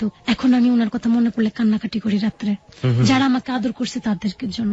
পরে আমি মাকে বলতেছি এরকম হয়েছে, চলতেছি ফিরতেছি, হঠাৎ করে মা, আমি বাড়িতে গেছি আর দেখি একটা ছেলে আমাদের বাসায়। সবাই আমাকে এমনি ফোন করে বলে লতা তোদের বাসায় একটা ছেলে আসে, মনির, চাঁদপুর বাড়ি, তোকে বাসায় আসে কে? আমি বিশ্বাস করি নাই। আমার মা বুঝি ভালো হয়ে গেছে, আমার মা বুঝি এরকম করবো আবার। আমি বাড়িতে গেছি আর দেখি ও রাতের কি ব্যাপার, আমি যাইতে যাইতে রাতে 10টা বেজে গেছে, ও আমার রিসিভ করতে আসছে। আপনি কে? বলতেছে আমি মনির। পরে ও আমাকে বাসায় যাইতেছে না, রাতে 2টা পর্যন্ত আমাদের বাসায়। দিচ্ছি একটা ধমক, আপনার কি লাজ লজ্জা কিছুই নাই? আমাদের বাড়িতে আপনি থাকেন কেন? আমার বাসায় আসছেন কেন? আমি একটা মেয়ে মানুষ না? আপনি আমাদের বাসায় আসছেন কেন? ও রাগ করে চলে গেছে। পরের দিন আবার আমি রাত্রে ঘুমাইতেছি, ও আইসা আমার শরীরে হাত টাচ করছে, আর আমি চিৎকার দিয়ে ওটা ঠাস করে, আমার হাতে যুদ্ধুর হাত ছিল, আমি ধাম করে একটা মাইরা দিচ্ছি। আর আমার মা পাশের রুমে কয় কি যেমন করিস কে, ওর সাথে তোর বিয়ে দিমু, আমি তো একসময় প্রেম করছি, তো বাসু কাকার সাথে আমার সাথে সম্পর্ক ছিল না, আমরা তো প্রেমের আগে অনেক কিছু করছি বিয়ের আগে, তাই আমরা তো আমাদের নিজের মতো নিজে হয়ে গেছি। মনে মনে আমি যে কি ছিলেন এটা আমার জানা আছে, মনে মনে বলতাম। আমি এমনি খারাপ একটা বাসা, ভাইরও আমার বাসা থেকে এখন বাইরে কিন্তু আমি চলে যাবো। পরের দিন ডাক করে জিদ করে চলে আসছি ঢাকায়। মা 2 দিন পরে অসুস্থর কথা বললে আমাকে আনছে, আবার মরে যাবো মা, মরে যায় আসছি। আমার কথা শুনি না দেখা ভাইয়ের কথা বলতেছে, ভাই অসুস্থ। তো ভাই লাগে আমার টান বেশি, ভাইয়ের কথা বললে আমি চলে আসবো, ছুটে আসবো। ভাইয়ের কথা কইছে, আমি চলে আসছি। আসার পরে এখন মা পরের দিন রাত্রে এক হাতে বিষের বোতল আর এক হাতে আমার ভাই আর মনির হাতে দড়ি, বলতেছে তুই যদি মনিরে বিয়ে না করস তাহলে আমি বিষ খামু, আমার পোলারও বিষ খামু, আর নাহলে আমি বিষ খামু, তোর ভাই এতিম হইব। এখন আমি তো কান্নাকাটি শুরু করছি, আমার মা মরে গেলে আমার ভাই তো এতিম হয়ে যাবো, আমি কার কাছে যাবো? মা ডাকবো কারে? ভাই তো এতিম হয়ে যাবো। ও তুই তো তোর ভবিষ্যৎ চিনা নিছিস, তুই তো নিজের রাস্তায় রাস্তায় ঘুরতে পারবি, আমার ছেলের কি হইব? পরে এগুলো বিবেচনা করে মার মুখের দিকে তাকায় একবার, ভাইয়ের মুখের দিকে তাকায় একবার, পরে জোর জবরদস্তি করে রাজি হয়েছি। পরে 20 দিন ছিল, নিয়ে গেছে বিয়ে পড়াতে। রফিক কাকা জানি না শুনতেছে কিনা, রফিক কাকা বিয়ে পড়াইছে। রফিক কাকাটাকে এটা হলো কাজী বলে না? আচ্ছা, কাজী, ওইটা উনি। রফিক কাকা বলতেছে লতারে তো জীবনে 2টা ঝড় বয়ে গেছে, তো আবার বিয়ে করবে? আমি কাকা মা মরে যাবো। কাকার আবার ঘুষতে জানি না, আমি দেখি নাই আর কি, কাকার কেমন কেমন জানি পটাই ফেলছে ওরা।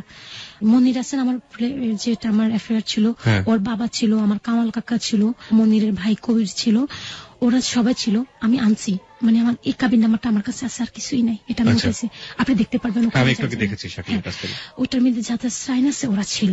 তারপর ওরা সাইন দিছে, বিয়ে হয়েছে। আমি তো কান্না কাটি করতে করতে আমার তো জীবন একটা ঝড় হয়ে গেছে।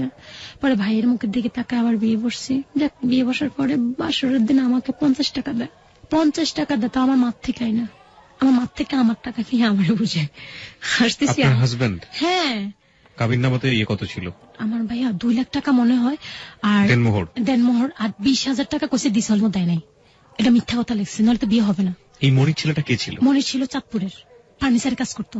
আপনাদের এলাকায় কি করতে গিয়েছিল? আমাদের ফার্নিচার, আমাদের এলাকা, আমাদের দোকানে ফার্নিচারের কাজ করতো। আপনাদের দোকান ছিল? আমাদের দোকান ছিল, এবং কি ভাড়া দিত আমার মিজান ভাইয়ের কাছে। মিজান ভাইয়ের মিস্ত্রি এই মনির। মানে দোকানটা আপনাদের? হ্যাঁ, ভাড়া নিয়ে। মিজানটা কে ছিল? মিজান আমার পূর্বের বাড়ির আমার একটা জ্যাঠতো ভাই ছিল, তার কাছে আপনি দোকানটা ভাড়া দিতেন, আর উনি ওনার মিস্ত্রি ছিল হচ্ছে মনির, যার সাথে আপনার মার রিলেশন? না, মার সাথে রিলেশন কি, আমাদের বাসায় আসতে যেত। এখন সবাই এটাই ধারণা করছে যে আমার মার সাথে ওর সাথে রিলেশন দেখে মা কুল পায় না দেখে আমার বিয়ে পড়ে দিছে। এটাকে আমাদের বাড়ির সবাই বলছে এই কথা। প্রথম ঘটনাটাও আমরা একই রকম দেখলাম, দ্বিতীয় ঘটনাটাও আমরা একই রকম দেখলাম, এবং দ্বিতীয় ঘটনাটা একটু ডিফারেন্ট পেয়েছি, কারণ দ্বিতীয় ঘটনাতে আপনার মা চেয়েছিল এক ধরনের সম্পর্ক করার জন্য সুমনের সাথে, কিন্তু সেটা সে পারেনি। আর তৃতীয় ঘটনার ক্ষেত্রে আমরা একই রকম জিনিস দেখছি। এটা আপনার কাছ থেকে আমরা শুনছি।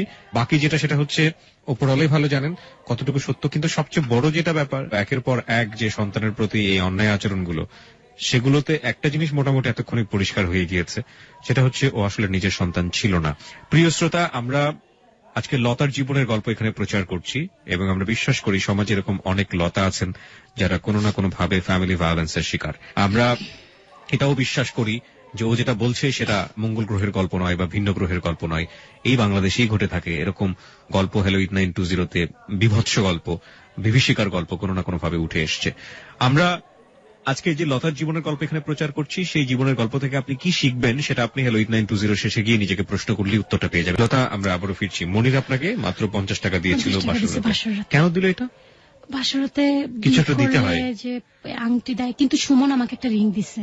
সুমন রিং দিয়েছিল, আর মনির আপনাকে একটা 50 টাকার নোট দিল। আপনার তখন বয়স কত? 19-18। তার মানে আপনি তখন প্রাপ্ত বয়স্কা যেটা বলে বাংলাদেশের বিবাহ, 19 হবে, 18 কিংবা 19। ঠিক আছে, আমরা ধরলাম বিবাহের বয়স হয়েছে আপনার তখন। ওকে, তারপরে দিছে। আর এরপরে আমি 2 দিন পরে ঢাকা চলে গেছি। সবাই কানাঘুষা করতেছে, নিজে না পাইরা খোকার সাথে একবার ইয়া করছে, এখন আবার এই সাথে মাইয়ার বিয়ে দিয়ে দিছে, এগুলা বলতেছে। আমি চলে আসছি, এরকম চলতেছি আমার মিম পেটে আসছে। মিম মানে আপনার মেয়ে? যখন আমি ইয়ে করলাম, মাকে বলছি, মা আপনি কি মনিরকে নিয়ে ঢাকায় ফিরেছেন নাকি? মনির আমাদের বাড়িতে থাকতো। এখানে আবার একটা কথা বলো, মা যেখানে থাকতো ওখানে মনির থাকতো, একসাথে থাকতো। সবাই আমাকে ফোন করে বলতো, লতা তোর মা আর মনির এক বিছনায় শুয়ে থাকে কে রে? ওকে, আপনার বাবা তখন দেশের বাইরে ছিল। এদিক দিয়ে বাবার কাছে তো আমার নামে অনেক খারাপ খারাপ কথা বলতেছে মায়। পরে আমি বিশ্বাস করতাম না, আমি দূর, মা বুঝি এরকম করবো, ভালো হয়ে গেছে আমার মা। এদিক দিয়ে আমি ঢাকা মিম প্যাডে করে চাকরি করি, মাকে টাকা পাঠাইতে আসি, সারা মার্কেটে ঘুরি। পরে যখন মিমের 8-9 পড়বো, মা আমি পারতেছি না, আমি চলে না, এখনো তুই থাকবি, আরো কদিন পরে আসবি, তোর বসে বসে খাওয়াই বুকে। আমি মা এইভাবে বলেন কেন আপনি? কয় না, তুই আরো কদিন থাক, এখন আবার বুঝায় আরো কদিন থাক, তোর বাবু হইলে তোরে কেমনে চালামো। পরে আমি আর থাকতে পারি না দেখে আমি চলে আসছি। এই আসলাম কি জন্য, একদিন ভালো ছিল, 2 দিনের পর থেকে মনির আমার কাছে ঘুমায় না। কিরে মনির, আমি তোর বউ না, তুই ওই রুমে যে রাত 2টা-3টা পর্যন্ত আমার মার সাথে গল্প করে, রাতের অন্ধকারে মশারির নিচে। তা আমি একটা মানুষ অসুস্থ থাকলে না যায়, তুই প্রতিদিন মার কাছে যে ঘুমাস কি লেগা? আর আমার একটু কিছু দেয় না, আমি একটু শখ লাগলে এটা খামো, এটা দেয় না। কিন্তু আমার মা আবার ওই জিলাপি খেতে মন চাইলে আইনার জিলাপি খাওয়াইতো। যেটা করছে ওটা বলবো, মানে একটা আমি জিলাপি, মা আমার আজকে না জিলাপি খাইতে মন চাইছে আনতো, মিম পেড়ে থাকতে এটা খাইতে মন চাইছে খাওয়াইতো। আবার মনির অনেক সময় টুকিটাকি জিনিস খাওয়াইতো, তো ভয়ে বলতাম না যদি মারে। এরপরে আমি যদি ডাক দিতাম, মা এসে আমার মারা শুরু করতো। ও আমার রুমে ঘুমাইতেছে, তোর কি হয়ে গেছে, এমন করতেছিস, তোর শরীর অসুস্থ না? মারতো। মার কি কত প্রকার, যেমন লাতি, কিন্তু মনিরে মারতো না। মনিরে মার থেকে শিখতেছে কিভাবে মারবে আমাকে, এটা শিখতেছে মনিরে। মা কথার সাথে সাথে মানে কোনো কথা পড়তে পারতো না মাটির মধ্যে, মনিরে নিয়ে কোনো কথা বলতে পারতো না, মা ধরে মারতো আমারে। এই নিম প্যাডে অবস্থায় 2 মাস ছিলাম বাড়িতে। 2 মাস আমার ফিডে আমার মা কত যে মায়ের আর কত আতুরার বাড়ি, আমার যে আমার মিম খাওয়ার থাকার অবস্থা আমি পাইছি বলে লাভ নাই ভাইয়া। পরে মিম হয়েছে, মিম হওয়ার পরে আমার বাবা রোজার ঈদের পরে না রোজার আগে যেন আমার বাবা আসছে, আমার একটু মনে নাই। আবার দিদি বাবা আসার পরে মা এখন মনিরের সাথে কথা বলা বন্ধ করে দিছে। মানে এক ধরনের নোয়াখালীর ভাষা আছে, ও গোবো পদ্মা নিশি দুয়ারের তালে মুস্কি হাসি, মানে এতদিন তোমার সাথে আমার সাথে সম্পর্ক ছিল, এখন তুমি আমার দেখে ভাসুর হয়ে গেছি আমি তোমার, তুমি আমার দেখে দরজার নিচে লুকাও কে, এরকম ধরনের কথা আর কি। তো মনিরে বলতেছে, কি ব্যাপার মা, আপনি সারাক্ষণ আমার সাথে থাকতেন, আমাকে ছাড়া আপনি বুঝতেন না, আপনার ছাড়া আমি বুঝতাম না, ভাত খেতে গেলে আপনি, লতা আমার বউ ছিল, তারপর আমি লতার এত কেয়ার করতাম না, আপনার যতটুকু ভালোবাসতাম আমি, কিন্তু আমি ওনাদের কোনোদিন খারাপ দেখিনি ভাইয়া।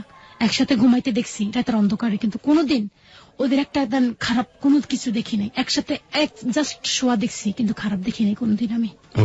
পরে আমি মিম হয়ে গেছে, বাবা আসছে, আসার পরে মা লাগছে মিমে, মা কথা বলে না দেখে মনির আমার লগে লাগছে জর্গা। মা রাঙ্গুঞ্জ গেছে আমার 26 আমার বাইরে নিয়ে, আর বাবা সহ রাঙ্গুঞ্জ গেছে, মামার বাসায় গেছে। আসার পরে আমার মনির আমার এরকম পিঠ হাত দিছে কাঁচা শরীরে, যে ডাইনিং টেবিল ফিক্কা মারছে আমার এই জায়গা বেড়ায়, তলফেট বেড়ায়।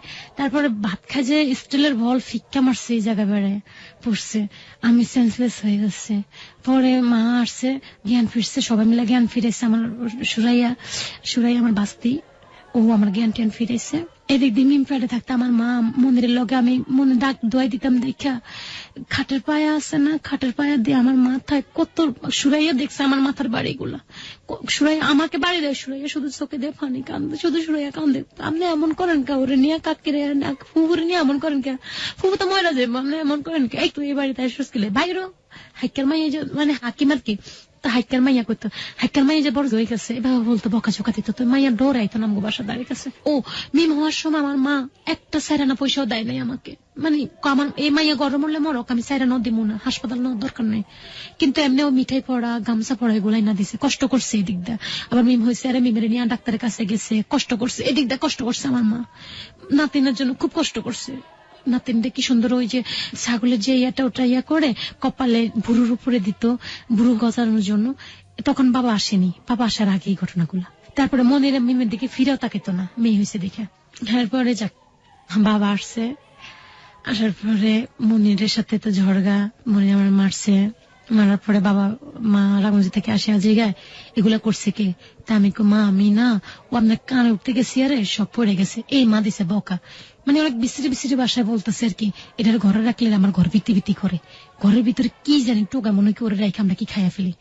এরপরে সুরাইয়া কয় কি, আপনারা পাগল হয়েছেন, ফুফুরে মনির কাকা কাকা বলতো, ফুফাজি বলতো না, মনির কাকা মাইরা এরকম করছে, এই ঘরের এলোমেলো করছে। আপনি জানেন আপনার মেয়েরা কিরকম সরছে, কয় কিরকম, আপনারা যেরকম সরেন এরকম মাইয়ারে সরছে, মানে পাড়াইছে আর কি, এই তলফেট বার লাত্তি উষ্টা। এরপরে বাবার সাথে মনিরের লগে কি কি তর্ক হয়েছে, মনিরে বাড়ি করে দিছে। বাড়ি করে দেওয়ার পরে আমি আমার বাবার বাড়ি ছিলাম। আমার বাবা কত মিথ্যা কথা আমার মা আমার বাবার কাছে বলতো, আমার মায়ের একটু কাঁদছে, আমার মাই ফাটাইছে আমার ফুফুগু বাড়িতে। আর ফুফু ওই যে আমার ফেয়ার ছিল যে মনিরের মার কাছে ফাটাইছে, ওই মনিরে ফোন দিছে, আমার হাজবেন্ড মনিরে ফোন দিছে, ওর সাথে কথা বলতাম। এদিক দিয়ে আমার বাবা আমার মেয়ে কাঁদতেছে দেখে আমার কয় কি, পায়খানা দিয়ে মুখ টুক সব ভরাই ফেলছে। আমি এসে দেখি হুদা কোনো কিছুই নেই। আমি বাবা এত মিথ্যা কথা বলেন কি লাগা, এটা বলছি দেখে আমার মামার মারছে। এরপর আমি ঘর ঝাড়ু দিতে গেছি, আমার বাবা কয় শোন এদিকে, আমি বলেন কয় করছে।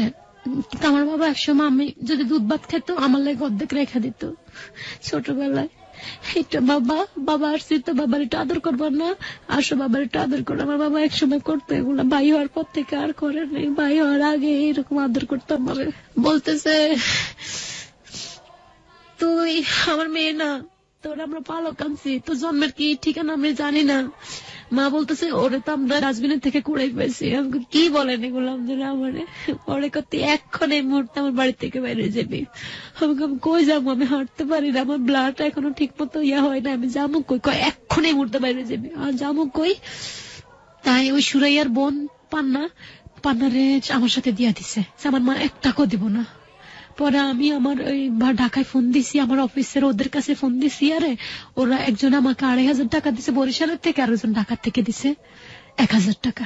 এই 3,000 টাকা লই আমি নিয়ে কুলো কইরা পরের দিনে বাপের গছ এই যে গছ ছাড়ছি, আজও ছাড়ছি, কাইলো ছাড়ছি, আর জায়গা দেয় নাই।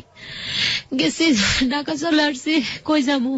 সেলিনা পরে ফোন দিছি, এর আগে 2 দিন সেলিনা পর কোনো খোঁজ পাই না। খিদা পরে মাইয়ের 2 মাইয়ের কি এখন 2টা মেয়ে, একটা ওর কাজের মেয়ে কিশোর, ওর আমি ফুফাতো ভাইয়ের মেয়ে, আমারও মেয়ে। ওর এক পাশে রেখে মাইয়ার ওর কোলে দিয়ে ইট ভাঙছি, সোনিয়াকরা ইট ভাঙা 2জনের মুখে ভাত দিচ্ছি, আমি নিজে খাই নাই, অল্প কয়টা খাইছি। ওর পাউরুটি কিনা দিচ্ছি, মাইয়ার দুধ খাওয়াবো কোথেকে। এরপরে 2 দিন পরে আপা ফোন ধরছে, আমার একটা আপা সেলিনা আপা, ওনার ঋণ আমি শোধ করতে পারবো না। সেলিনা আপারে ফোন দেখো, আপা আমার এই অবস্থা, আমার ডিউটি হয়েছে, আমার একটু ঘরে জায়গা দিবি তোর? কত এক্ষণ চলে আমার বাসায় আইসি, আর একটা রুম ছাইড়া দিছে। কলতা তুই আমাদের সাথে খাবি? আমি কাপ আমি তো সারাদিন বাইরে থাকবো, থাক, আমার এত টাকা নাই আপা, আমি খাবো না। মিমের পান্নার কাছে দিয়া আমি সারাদিন মার্কেটে দৌড়াদৌড়ি করতাম, আর মাইয়া লাইগা কান্দাম। আমার মাইয়ারে পান্না ফোন করতাম, ঘরে একটা মোবাইল কিনা দিছে, একটা আমি রাখছি। পান্না আমার মাইয়াডারে কষ্ট দিস না রে। পান্না কয় না ফুফু, আমি হুক্কু কইতো হুক্কু, আমি মারি না। আরে ও আমার বোন না, আমি আমার খাবার পরে জামা না, সেরা জামা, স্যান্ডেল পায়ে। আমি জানি না মিজান ভাই আর জাহিদ ভাই আরো আমাদের ট্রাভেলস এর কিছু কিছু মালিকরা শুনতেছেন কিনা, ওনারা আমার বিমে দুধের টাকা দিছে, যাই ভাই আমার মাইয়ারে পাশেন, আমার কিছু আল্লাহর রাস্তে টাকা দেন। সবাই মিলে আমার কিনে তোদের সিনা জামা, এক ভাইয়া আমার জামা কিনা দিছে, কাটা 3 পিস কিনা, আরেকজনে জুতা কিনা দিছে, আরেকজনে আমার মাইয়ার দুধ কিনা দিছে। লাজ করতাম না রে, আমি যদি লাজ করি আমার মাইয়াদের দুধ দিব কোথেকে? আপার তো ঘর ভাড়া দিতে হবে 1500 টাকা, কোথেকে দিব? দুপুরে খাইতাম না, ওই টাকা জমা করে রাখতাম, আর ও মাইয়ারে রান্না করে দিয়ে আইতাম। আর বিমের লেগটু কোনোদিন একটু সুজি খাওয়াইতাম না, 1 কেজির 800 টাকা পট। এই 800 টাকা জোগাইতে জোগাইতে আমার দাঁত 3টা ভাঙতো। ভিক্ষা করতাম, দিনের চাকরি করতাম, আর বোরকা পরে পরে সবার অফিসে যাই ভিক্ষা করতাম। আমার মাইয়াডারে আপনারা বাঁচান, আমার মাইয়াডারে বইটা যাবো, আমার বিমের বাঁচান। এই আস্তে আস্তে আস্তে আস্তে আস্তে উঠছি, একটু। এরপর সবাই অবস্থা দেখে সবাই আবার আমার বেশি কাজ দেওয়া শুরু করছে, মেডিকেলের কাজ দেওয়া শুরু করছে। কাজ চলতেছে, কাজ দিয়ে আমি আর মাইয়ের দুধ টুধ চালাইতেছি, নিজেও কষ্ট করতেছি, খাইতেছি। কিন্তু দুপুরবেলা আমি খাই নাই, রাত্রে এসে দুগা খাইতাম, আর সকালে দুগা খাইয়া যেতাম, দুপুরে খাইতাম না। কেউ যদি খাওয়াইতাম, কেউ 100 টাকা দিত, কেউ 50 টাকা দিত, এরকম চলছে। মাইয়ারে চালাইছি, মদিরে ফোন দিছি, আমি কই যা হবার হয়ে গেছে। ও এর মাঝখান দিয়া আমার বাড়িতে আরেকবার গেছি, এই শেষ যাওয়া গেছি, বাজার টাজার করে নিয়েছি, মাল নিজে খেতে পারি না, মা বলছে বাজার দিত। পরে অফিস থেকে অ্যাডভান্স নিয়ে বাজার নিয়েছি, যাই পারছি নিয়েছি। এরপরে আমার মার পান্নারে দেয় নাই, দিছে আমার একটা স্বাস্থ্য বোন জোসনা, ওর মা আবার ওর একটু মারতো, তো আমার লগে দিয়ে দিছে। আমি মা ওরে দিয়ে না, আমার বড় খালামাকে বাড়িতে দিয়েছে, আর খালামা দৌড়ানি দিয়েছে, ছোট মামার বাসা দিয়েছে, মামা দিছে দৌড়ানি। পরে রামগঞ্জ কার বাসায় রাখছে, পরের দিন আমার সাথে দিয়ে দিছে ঢাকায়, আমার মেয়ে নিয়ে চলে আসছি। এই শেষ আসা আমার বাপের বাড়ির থেকে আইসা। এরপর 2 দিন আমার বাবা আবার কয় কি তুই স্বামী চাস? আমাকে ডাইকা বলতেছে তুমি কি স্বামী চাও? না বাপ মা স্বামীকে 2জনকে চাই। কেন 1জন পয়সা নিতে হবো? তা আমি কই আমার তো জীবনটা নষ্ট করছেন, আমার একটা মাইয়া আছে, থাক আপনারা যদি আমার কাছে যদি না আসেন তাহলে আমার স্বামীরা আমার কাছে দেন। এই মুহূর্তে আমার বাসার ধারে কাছে আর ঢুকবে না। আমার বাবা কয় বাইরে যাবে, মানে আমার বাবা তো একবারে চলে আসছে, এখন একবারে বাড়িতে বাইরে চলে যাবি। যাক গেছি খাইসা বলতেছি আরে মানে জোসনারে বলতেছি, ওর নাম জোসনা ছিল, আমি ঢাকাইসা শিমলা রাখছিলাম। সবাই আমাকে বাড়ির থেকে হুমকি দুমকি দিতেছে, জোসনারে নিয়ে কোথায় ঢুকাইছস, খারাপ কাজ করাইতেছস। এই জোসনাটা কি ছিল? জোসনা আমার স্বাস্থ্য বোন ছিল। ওকে কেন দিল আপনার সঙ্গে? ওর মা ওকে একটু মারতো টারতো, তো ওই মেয়েটা আবার চলে আসার জন্য একটু রাজি ছিল, গার্মেন্টস এ কাজ করবে বলে, তাই ওকে আমার সাথে দিয়ে দিছে। আচ্ছা একটা জিনিস আমি জানি, যখন আপনার বেবিটা হয়ে আপনি ঢাকায় চলে আসলেন তখন তো মনিরের আপনার সঙ্গে আসার কথা না। মনিরের বাপের বাড়িতে, মনিরের সাথে কোনো কানেকশন আমার ছিল না, ও রাখেনি। পরে আমি এটা কি আপনার মেয়ে হওয়ার জন্যই? না না, তাহলে ওই যে মা বাইর করে দিচ্ছে সেই জন্য। রাগ করে আপনার সঙ্গে কোনো যোগাযোগ করে নাই। আচ্ছা পরে ওখান থেকে মা ওই যে জোসনারে বলছি, বা বোন যতদিন মেয়ে বড় না হইব ততদিন তুই আমার বাসায় থাকবি, এরপরে তোরা আমি মেয়ে বড় হয়ে গেলে ও দাদির কাছে আমি দিয়ে দেবো, তুই চাকরি করতে পারবি। এই কথা আমি বলে আসছি। বলার পরে তো বলছে আচ্ছা ঠিক আছে আপা, ঠিক আছে। তারপরে জোসনা আমার কাছে ছিল, ওর নাম শিমলা রাখছি, সানার পাড় থাকতাম। সানার পরে একটা 1500 টাকা দিয়ে একটা রুম ভাড়া নিছি বস্তির মতোই ধরতে গেলে। এখন আমি মনিরে বলতেছি তুমিও রুজি করো, আমারও কিছু দিও, আমি তো মা বাপ সাইডে আছি। মনিরে আমারে আচ্ছা ঠিক আছে দিমু, এটা কই আমার একবার শুধু 800 টাকা দিছে ঘর ভাড়া, আর আমার কোনো টাকা দেয় না। এই ঘর ভাড়া, ওর খাওয়ার খরচ, ওর প্যান্ট শার্ট সব আমার দিতে হয়, ওর বাপ মারও টাকা পয়সা আমার দিতে হয়। আমি কোথেকে দেবো ভাই এখন? পরে আমি মাঝে ছায়া নাই এরপরে আমি ঘর ভাড়া দিতাম, ইয়ে করতাম, চাইতাম, আমি মাঝে আমার দিত, তো এগুলা নিয়ে মন্দির বেতন পাইলে মাস শেষে বাড়ি চলে যেত গা। এরকম করতে করতে করতে করতে আমার টাকা পয়সা দেয় না, বরং উল্টা মারধর করে। আবার মিমের এখন বয়স 2 বছর। 2 বছর আরে শিমলা চলে গেছে আমার কাছ থেকে, একজনে বুদ্ধি দিচ্ছে, আরে যে ও বুদ্ধিতে গার্মেন্টসে ঢুকে গেছে।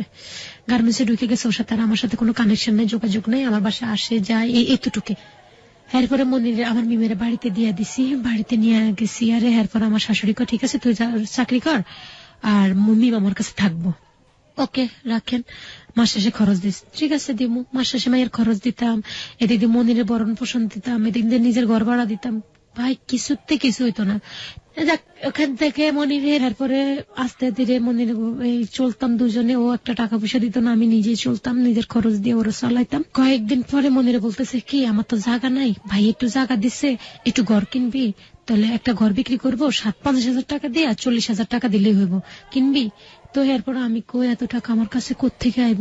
পরে আমি এই মিলাই ঝিলাইয়া এরপরে আমি একটা ঘর কিনছি, নিজে না খাইয়া না দেয়া। ঘরের মধ্যে একটা টিভি কিনছি, ফার্নিচার, টুকিটাকি সংসার যা লাগে যাবতীয় 2 বছরে কষ্ট কইরা না খাইয়া না দেয়া এগুলা জোগাইছি, ওই যে মেডিকেলে চাকরি কইরা। আচ্ছা আমি একটু জানি, সেই সময়টাতে মনির হচ্ছে তার নিজের বাড়িতে না আমার কাছে থাকে। তখন মনির আপনার কাছে থাকে এবং সে বসে বসে খায়? হ্যাঁ বসে বসে খেত। সবাই কইতো কি মানে বিশ্রী ভাষা বাদুনি যায় রুজি করতো, বাদ্যা ঘরের মধ্যে বইয়া বইয়া খায়। ও বসে বসে খেত, মানুষের কথা শুনতো। জোসনাও না, জোসনা ছিল না, জোসনা চলে গেছে। যখন চলে গিয়েছে আমার শাশুড় শ্বশুর বাড়িতে। মানে আপনি কাজ করতেন, ছেলেটা ঘরে বসে বসে, আপনার হাজবেন্ড বসে বসে খেত। মিম কি করতো? মিম দেশে ওর দাদির কাছে থাকতো, 2 বছর হয়ে গেছে। মানে মনিরের মায়ের কাছে থাকতো। আপনি যেখানে ভাড়া নিয়েছিলেন সেখানে মনির বসে বসে খেত, আর আপনি রোজগার করতেন। আর ঘরটা কিনলেন কোথাও? ঘর বাড়িতে কিনছি, ওদের বাড়িতে ঘর কিনছেন, ওদের বাড়ির জন্য টেলিভিশন কিনছেন? হ্যাঁ আমার ঘরের জন্য আর কি। আমি আস্তে আস্তে আমার বাসরের টাকা পরিশোধ করে দিছি ঘরের। এরপরে ঘরের ভিতরে সব ফার্নিচার, খাট টাট কিনছি, টুকিটাকি একটা সংসারে যা লাগে নিজে না খায় না দেয় এগুলো জোগাইছি।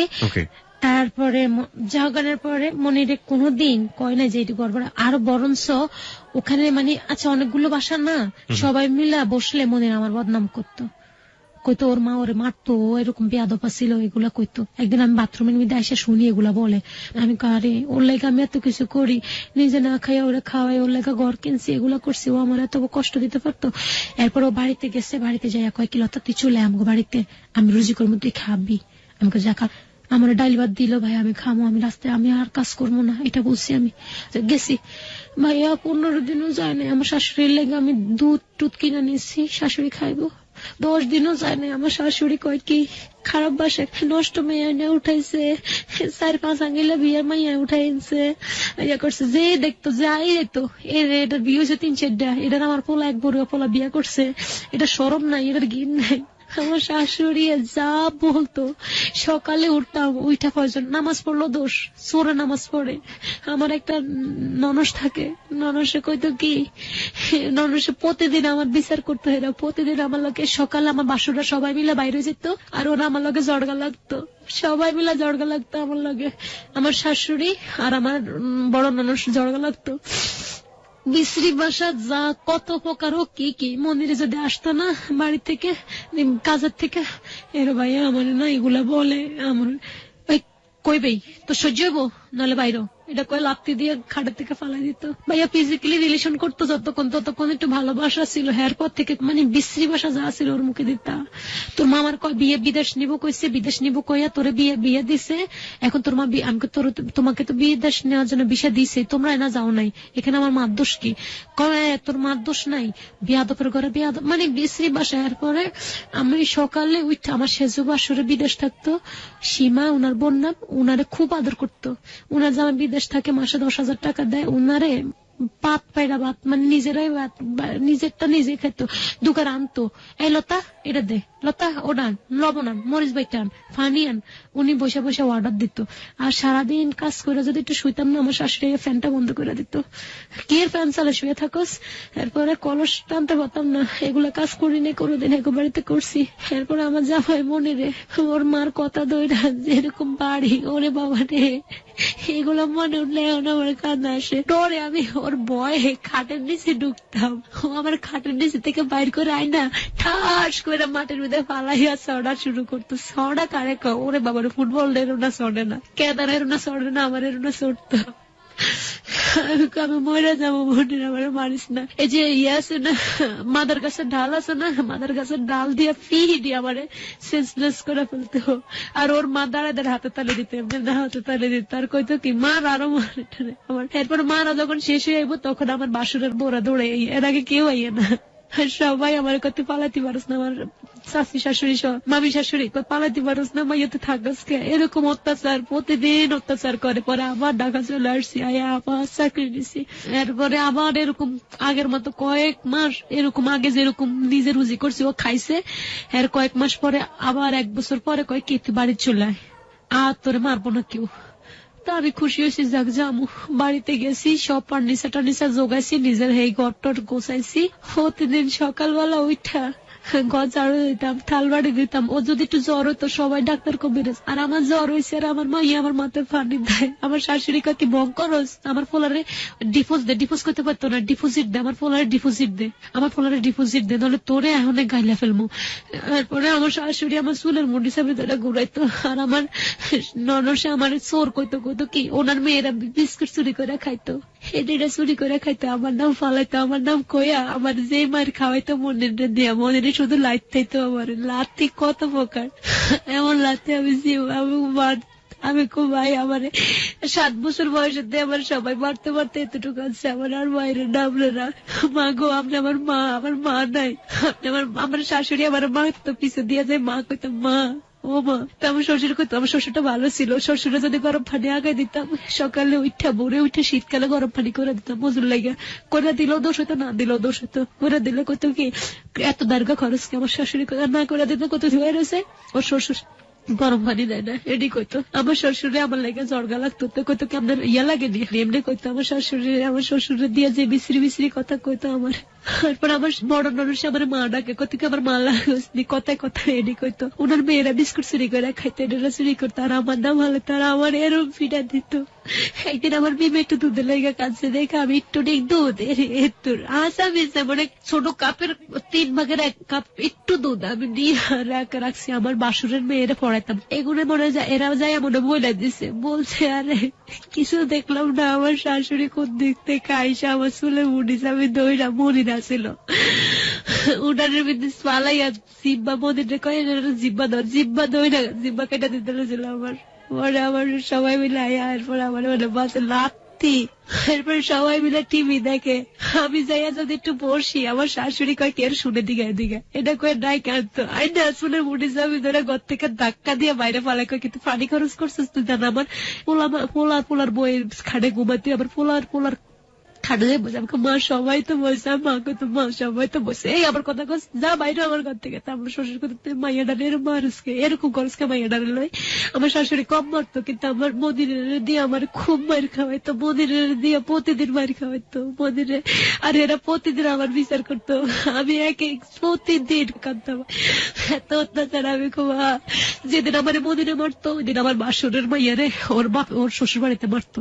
তো ওই সবাই কত কি এটা অভিশাপ, এই মাইয়াটা এরম মারস তোরা, তোরা মাইয়াটা এরম মারস, মাইয়াটা কার কাছে যাইবো। আমার শ্বশুরও কত সীমা শুয়ে রয়েছে, আমার শ্বশুরে কয় কি গো তুমি উঠবো না, কাজ করবো না, আমার পেট ব্যথা। আমার শাশুড়ি কয় কি কে ওটা কি করে, ওই যে হন্ডির ঘরের হন্ডি কি করে, ও কাজ করতে পারে না, কত সকাল থেকে তো সব রান্না বান্না সব তো ওই করছে।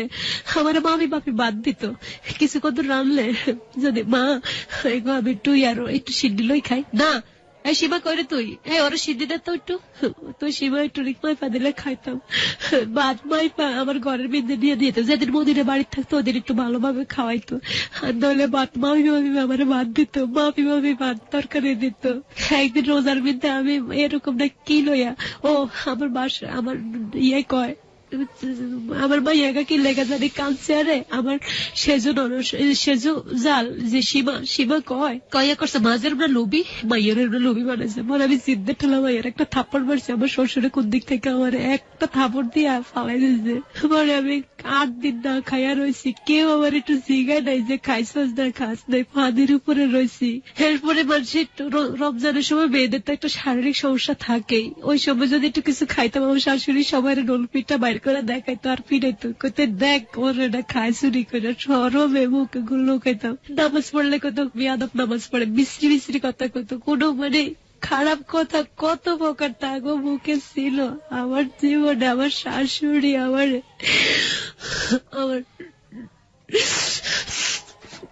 বড় মানুষের মেয়ে, বড় মানুষের যে মেয়েটা ছিল, বড় বড় মানুষের ছেলে মেয়েরা ওরা আমার সবসময় বকা শোনাইতো, কইতো কি মামি এটা করছে, মামি ওটা। আমি হাঁটলো দোষ হইতো, এই এটা জোরে জোরে হাঁটুসকে লেগে, এমন ভাবে হাঁটুসকে লেগে, এত এরকম ভাবে হাঁটুসকে ইয়া করছে, এটা হাঁটতে জানে না, মানে হাঁটলো দোষ হইতো, একটু বইল দোষ। পরে আমার মেজো বাসুরের ঘরও যাইতাম, ওখানে যাইতাম কি লেগে এটা লেগে আমার দোষ হইতো, মেজো বাসুরের লগে জড়গা করতো। পরে মেজো বাসুর আমার গলা ধাক্কা দিয়া ঘর থেকে বাইর করে দিছে। আমার বাসার নারীর কাছে তুই আবি না, আমি কাছে ঠিক আছে আমু না। যাই হোক মনে মনে কি ঘরের ওই পুকুর পাড়ে যাই বইয়া বইয়া কাঁদতাম, সব কাজ করে যায় পুকুর পাড়ে বইয়া কাঁদতাম। আমার শ্বশুরের মাথা হাত বুলাইতো, তুই জীবনটাই এমন, তুই কি লেগে পাল্লাই আসিস তুই। আর আমার শাশুড়ি কইতো কি ও কি তোমার বউ লাগে, তুমি ওর লাগে এত টার্কি হয়, এমনি কথা কাউ কি লেগে হয়তো হাই লাগে নি, এগুলো কইতো আমার শাশুড়ি। আমার মাও মারতো, আমারে সবাই আমারে মারছে, আমার বাবাও মারছে, আপনারা মারলে আমি কার কাছে যাবো। একবার কোরবান দিছে আরে আমার সেজু বাসুরের বউ কোরবানি মাংস খাইছে চুরি করে, মিথ্যা বলবো না। তখন আমার বড় মানুষ একটা কথা বলছে যে মা ওরে বকের কে লতা তো কোরবানি মাংস খায় নাই, খাইছে সীমা। এই তুই কি জানোস এটা লোভী, এটা লোভ, এটা দেখ না আমার বিস্কুট চুরি করে খা। আমার বাসুরিস তো কইছে, আমি বললো ওনার বিস্কুট চুরি করে খাইছি। আমি আমি বিস্কুট চুরি করে খাই নাই, আমার মায়ের না মদিরে দিয়ে আমার মায়ের খাওয়াইছে। পরে বাসুরে তো বিশ্রী বিশ্রী কথা বলছে মদিরের পরে না বলতো। আপনি একটু কন্ট্রোল করুন নিজেকে। ওকে প্রিয় শ্রোতা, আমি আপনাদেরকে একটু অ্যাড্রেস করছি। আজকে এখানে লতা আছে এবং লতার জীবনের গল্প আপনারা শুনছেন। সমাজের একেবারে প্রান্তিক পর্যায়ের একজন মানুষ, যে মানুষটি গণমাধ্যমে বা আমরা বলতে পারি যে মানুষটি মিডিয়া বা যে ধরনের মিডিয়ায় বলি না কেন, এই ধরনের মানুষের কণ্ঠস্বর মিডিয়াতে আসা খুবই খুবই খুবই দুঃসাধ্য ব্যাপার। যদিও এখন খুব বেশি কিছু না ঘটলে বা খুব বড় কোনো চেঞ্জ না আসলে এই মানুষদের কণ্ঠস্বর কখনো গণমাধ্যমে শোনা যায় না। হ্যালো 8920 এমন একটা মাধ্যম যেখানে আমরা বলে থাকি সমাজের যে কোনো মানুষ, ফকির মিসকিন থেকে শুরু করে শুধুমাত্র এই বাংলাদেশি হলেই চলবে, যে কোনো মানুষ সে যে স্তরই বসবাস করুন না কেন তার জীবনের গল্প আমরা এখানে তুলে ধরতে পারি। আজকে আমরা এমন একজনকে পেয়েছি, খুবই প্রান্তিক পর্যায়ের একজন মানুষ।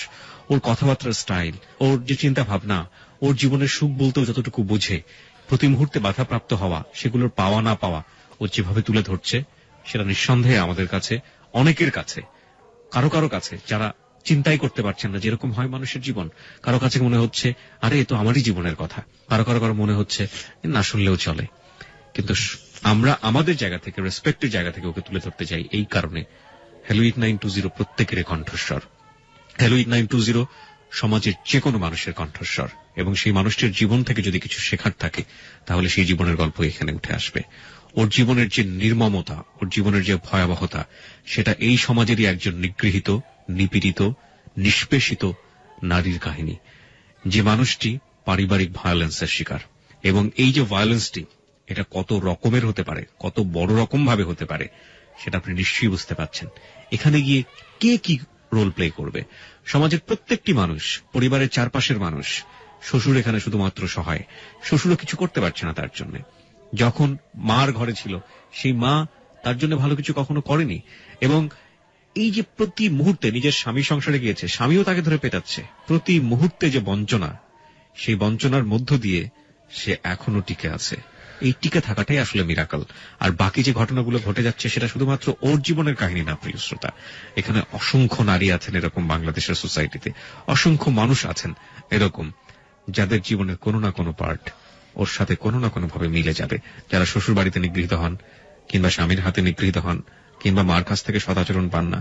ও হয়তোবা ওর মায়ের পেটে সন্তান ছিল না, কিন্তু এরকম ঘটনাও আছে যে একই পরিবারের একটি ছেলে একটি মেয়ে, একই নারীর পেট থেকেই হয়েছে। ছেলেটিকে দেখা হচ্ছে এক চোখে, মেয়েটিকে দেখা হচ্ছে আরেক চোখে। আমরা আবারও ফিরে যেতে চাই ওর কাছে এবং ওর জীবনের গল্পে। লতা, তারপরে একদিন আমার শাশুড়ি আমার বলতেছে কাপড় চোপড় ভিজেছে। আমি প্রতিদিন কাপড় চোপড় ধোয়া লাগতো, সব নিজে করতাম। আমার বাসুরের আমি রোজা থাকতাম, রোজা থাকেও সব কাজ করতাম। আমার দেখতাম আমার ভাবি যে সীমা, উনি নামাজ পড়তো, কোরআন শরীফ পড়তো, তো আমি আর ডিস্টার্ব করতাম না। আরে বেচারি আল্লাহ ইয়া করে, আমি ডাকলে হয়তো গুণ হইতে পারে, আমি আর ডাকতাম না। আমার একটু পাটা ব্যথা করলো, আমার মারছে না, এইটু ব্যথা তো আমার কোনোদিন একটা ওষুধও খাওয়াইতো না তারা, এরকম মায়ের মারতো তারা। ওই যে কোরবানির মাংসের কথা বললাম না, কোরবানির মাংসের জন্য এরপরে বলতেছে লতা সব খাইছে, মনির আসছে, মনিরে দিয়ে আমার ফিডার কি ফিডার মা, এই পিঠার কথা মনে উঠলো আমার এখন আমার শরীরে শুধু আমার মাইয়া কয় আমার মারে আর মায়ের না আমার মা বইরা যাবো, বাবা মারে আর মায়ের না আমার মা বইরা গেলে আমি কারে মা ডাকবো, কত মার অভাব নাই, কথা কইস না, একটা মরে গেলে আরো আইবো। আমার শাশুড়ি করতে যাইতে পারস না, আমার সংসারতে বাইতে পারস না। এরপর আমি রাগ টাগ করে আমি চলে যাবো। পরে আমার বড় বাসুরে কয় কি নর্তুকি আনি উঠেছে, এটা অনেক খারাপ খারাপ কথা কইতে আমার বড় বাসুরে। বাসুরে আমার মানুষে বলছে আর কি, আমি কই আর ওনারও বিয়ে হয়েছে, আমার বড় মানুষেরও বিয়ে 3টে হয়েছে, কিন্তু উনি এখন 3টার দিকে একটু সুখে আছে, দোয়া করে জন্য। আমি কই আপাকে সবসময় কইতাম আমার মার নামদের মেয়েও আছে, দেখবেন আমার এরকম না অত্যাচার করে নামদের আল্লাহ দেখবেন, এরকম একদিন হলো দেখাইবো। এরপর আমার শাশুড়ি এদিকে আমার মারতো। এরপর আমার শাশুড়ি কোরবানির মাংস লাগে আমার খুন্তি, ওই যে খুসুন আছে না, বোনেরা জানবে, এই গালে দিয়ে আরো গালে দিয়ে বাইর করছে খুসুন। আর আমার শাশুড়ি এই যে আমার দাগ আছে, আমার জামাই একটা ঘুষে দিছে, এটা ফুললা থুতলির এই জায়গাটা ফুললা ভাইয়া আমার এদিক দিয়ে মনে দাগ এটা নাই, এখন বুঝে গেছে এদিক দিয়ে ঢুকেছে, এদিক দিয়ে বাইরে গেছে আমার খুনসুনের দাগটা, যে গরম করে লাগাই দিচ্ছে। পরে আমার ভালো কথা খোকা আবার এই যে সিগারেটের আগুন দিয়ে পড়ছে, আমার শাশুড়ি এই যে আমার শাশুড়ি দাগ লাগাই দিছে। এরপরে আমার বাসুরের কাছে বিচার দিছি, আর আমার মেজু বাসুরে বসে না ফিরি আছে না, ফিরে দিয়ে ঠাস করে যেমনি মারছে আমার তলপেট বাড়ে, আমি সেন্সলেস হয়ে গেছি। আরে পরে ওখান থেকে আমার এরপরে কি হয়েছে আমি জানি না, এরকম প্রতিদিন অত্যাচার করতো দেখে আবার মনির আমার নিয়ে রাঙ্গুঞ্জ রাখছে কয়েকদিন। রাখার পরে ওখানে আমার মা পোলাপান টুয়াই দিয়েছে আমার সংসার ভাঙার লাগে, কিন্তু ভাঙতে পারে নাই। পরে আমি ওখান থেকে মনির লগে জড়গা করে আমি ঢাকা চলে আসি। এই শেষ, আমার শ্বশুর বাড়িও দেখা শেষ, ঢাকা আসা শেষ, আজ যাই না। এরপরে এবার ঢাকা থেকে রুজি করতাম, মনিরে টাকা পয়সা দিতাম, মনিরে জামা কাপড় নিত, আগের মতো মনিরে বসে খাইতো, মানুষ আমার বাদনি ডাকতো। যে আপনি চলে আসলেন ঢাকাতে এবং আসার পরে আপনার হাজবেন্ড ওখানেই থেকে গেল। আপনার হাজবেন্ডের বাড়ি ছিল চাঁদপুর রামগঞ্জে ছিল। ওকে, ওখানে আপনি টাকা পয়সা পাঠাতেন, ওখানেই বসে বসে খেতেন? হ্যাঁ, তারপরে ওখানে কিছু টাকা পয়সা পাঠানোর পরে ও আবার মাপ টাপ চাইয়া আমার ঢাকা চলে আসতো। আয়সা কাজ করে ঠিকই, কিন্তু মাস শেষে আমার ঘরে টাকা থাকতো, ওগুলা নিয়ে বাড়ি চলে যেত, মা বাপের দিয়ে দিত। আর আমার মারতো দইরা, এখানেও মারতো, মার কথা দইরা উসিলা লইয়া ভাইয়া সারাদিন চাকরি করার পরে ফিজিক্যালি রিলেশনটা মন চাইবো কারো, তো আমি যদি মানা করতাম তো ধরে লাথি মারতো, ধরে মারতো। তো আমি তুমি বসে বসে খাও, আমার এত কষ্ট, মায়ের খরচ চালাইতো, এত কিছু করতে হয়, তারপর আমার একটু শান্তি দাও। এরপরে আবার আমার দেবর একটা বিদেশ যাইবো, মানে এটা 4-5 মাস পরে ঘটনা। তখন আমার কাছে ছিল 20,000 টাকা। আমি আবার বাড়ি থেকে আসার পরে আমার চাকরি হইতেছে না, ওই অফিসে এখন জব নিমন যে চাকরি হয় না, আমাকে আর নিবে না। বারবার আমি বইলা চলে যাই, না বইলা চলে যাই, এমডি স্যার আর নিব না, সব স্যার খেপা নিব না। যে চেয়ারম্যান উনি বলতেছে এই মেয়েটাকে কয়, স্যার আমাদের একটা স্টাফ, ঠিক আছে ওকে নিয়ে না। তুমি কি করতাম? মার্কেটিং স্যার আর ব্লাড কালেকশনে একটু থাকতাম। কাছে ঠিক আছে তুমি কাজ করো, তোমার স্যালারি আমি বলে দেবো। এই লইছে, নেওয়ার পরে যাক স্যালারি একটু বাড়ছে, 9,000 টাকা হয়েছে। এখন সুন্দর মতো চলতে পারতেছি, মনিরে কোনো কাজই করে না। হ্যাঁ উনি এখন মানে কি বলবো, আলালের ভাই দুলাল বসে খায় আর খায়, আর আমার বদনাম ছড়ায়। পরে মনিরের সাথে এরকম 1 কথা 2 কথা হয়েছে, হওয়ার পরে মনিরের লগে ঝড়গা লাগছে। মনিরে আবার আইতে চাপ দিচ্ছে আমাকে, মানে চলে যাবো। মনিরের মা বোন সবাই যারা আমার মারতো, তারা চিকন সুরে, লতা জহির বিদার যাবো তো। জহির কিন্তু আবার আমার জন্য অনেক পাগল ছিল। আমার দেবর, ছোট দেবর, যখন ওরা আমার মারতো কইতো কি, শয়তান বেটি থাকস কে জায়গা, আমার লগে চলে, আমি তোর ভাগায় জায়গা, তোর বিয়ে করবো, আমি তুই ঢাকায় থাকবি, আমি তোর লগে থাকবো, আমি রুজি করবো, তুই খাবি, ঘরেই থাকবি, তুই কোনো দিকে কাজ করার দরকার নাই তোর। এরকম আমার ভাই বোন সবাই মিলে অত্যাচার করে, এরকম কয়ে আমার গায়ে একদিন সাইকেল পিক্কা মারছে। ওদের সাথে জিদ না করে পাইরা আমার গায়ে সাইকেল মারছে। আরে আমার মানে কি বলবো, আমি ওখানে সেন্সলেস হয়ে গেছি। আপনাকে কি বলছিল? জহিরে যদি বিদেশ যায় পরে মনিরকে বিদেশ নিব, তুই যদি পারস কিছু টাকা দিস। কত? 1 লাখ। তা আমি কত টাকা আমি দিব কোত্থেকে? তখন আমার বুদ্ধি হয়েছে, আমি কই আমি স্যারের কাছে যাই। স্যার আমি মিথ্যা বলছি, আমার বিয়ে হয়েছে, উনি জানে না, আর সবাই জানে, শুধু আমার ওই স্যার জানে না। তখন আমি বলছি, স্যার তার আমার বিয়ে হয়েছে, আমার দেবর বিদেশ যাবো, যদি পারেন স্যার আমার কিছু সাহায্য করেন, টাকা দেন, আমার বেতন থেকে আপনি কাইটে নিন। কত?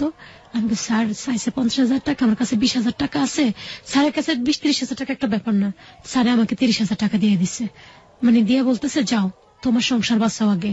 স্যারের সব জানতো যে আমার বিয়ে হয়েছে, আমার বাচ্চা নিয়ে। পরে আমাদের এমডি স্যারের সব বলছে স্যারের কাছে যে মাইয়াটারে নিয়ে অনেক কষ্ট করছে, পথে পথে মাইয়ারে কোলে কইরা কইরা ভিক্ষা করছে, আমরা দেখছি এর কষ্ট, আমরা কাপড় চোপড় কিনা দিছি ওরে। এগুলো কইয়া স্যারে বলছে, আমাদের এমডি স্যারে বলতো, আরো স্যারের আরো মেয়েরা বলতো। স্যারে টাকা দিয়েছে, মনির এই টাকা পাইয়া উনি বাড়ি চলে গেছে। বাড়ি যাইয়া এদিকে বিয়ে ঠিক করে ফেলছে। ওর ভাইরে তো টাকা দিয়েছি, নিজের বিয়ে ঠিক করেছে। হ্যাঁ ভাইরে টাকা দিছে, 50,000 টাকা ওর ভাইকে দিছে, আর আমার থেকে আলাদা আরো 10,000 টাকা নিছে মিথ্যা কথা কইয়া, মিমের অসুখ কইয়া নিছে। 20,000 টাকা নিয়ে তখন বাড়িতে থাকতো। এদিক দিয়ে 50,000 টাকা পাই গেছে, এখান থেকে চলে গেছে। ভাইয়ের বিদেশ টিদেশ দিব, বাড়ি যায় এদিক দিয়ে বিয়ে ঠিক করতেছে। ওর বাপ বিয়েটি ঠিক হয়ে গেছে, ঢাকায় আসছে। ঢাকা আইসা ওই টাকা তো দিয়ে আসছে, ঢাকা এসে আমার লোক উড়ি বাবারে কি জড়গা। রমজানের পরে আমার মার কথা ধইরা রমজান ঈদ করে আইসি আমি এই বাড়ির থেকে। আমার শাশুড়ি শ্বশুরের জন্য সবার জন্য মার্কেট করে আনিছি। আমি আমার মার্কেট করলে সবার জন্য করি, সবার জন্য 2 টাকা সদাই হোক, আমি সবার জন্য নিতাম। কিন্তু আমার সেজু শাশুড়ি এগুলো করতো না, আমি করতাম দেখে আমার মারতো বেশি। দিছি আসার পরে ও আবার ঢাকায় আসছে। আসার পরে 1 কথা 2 কথা একদিন খারাপ খেতে বসছে, আমি অফিস থেকে আসছি ভাত খাওয়ার সময়। ও বলতেছে, লতা তোর মার লাগে আমার অনেক মায়া লাগে।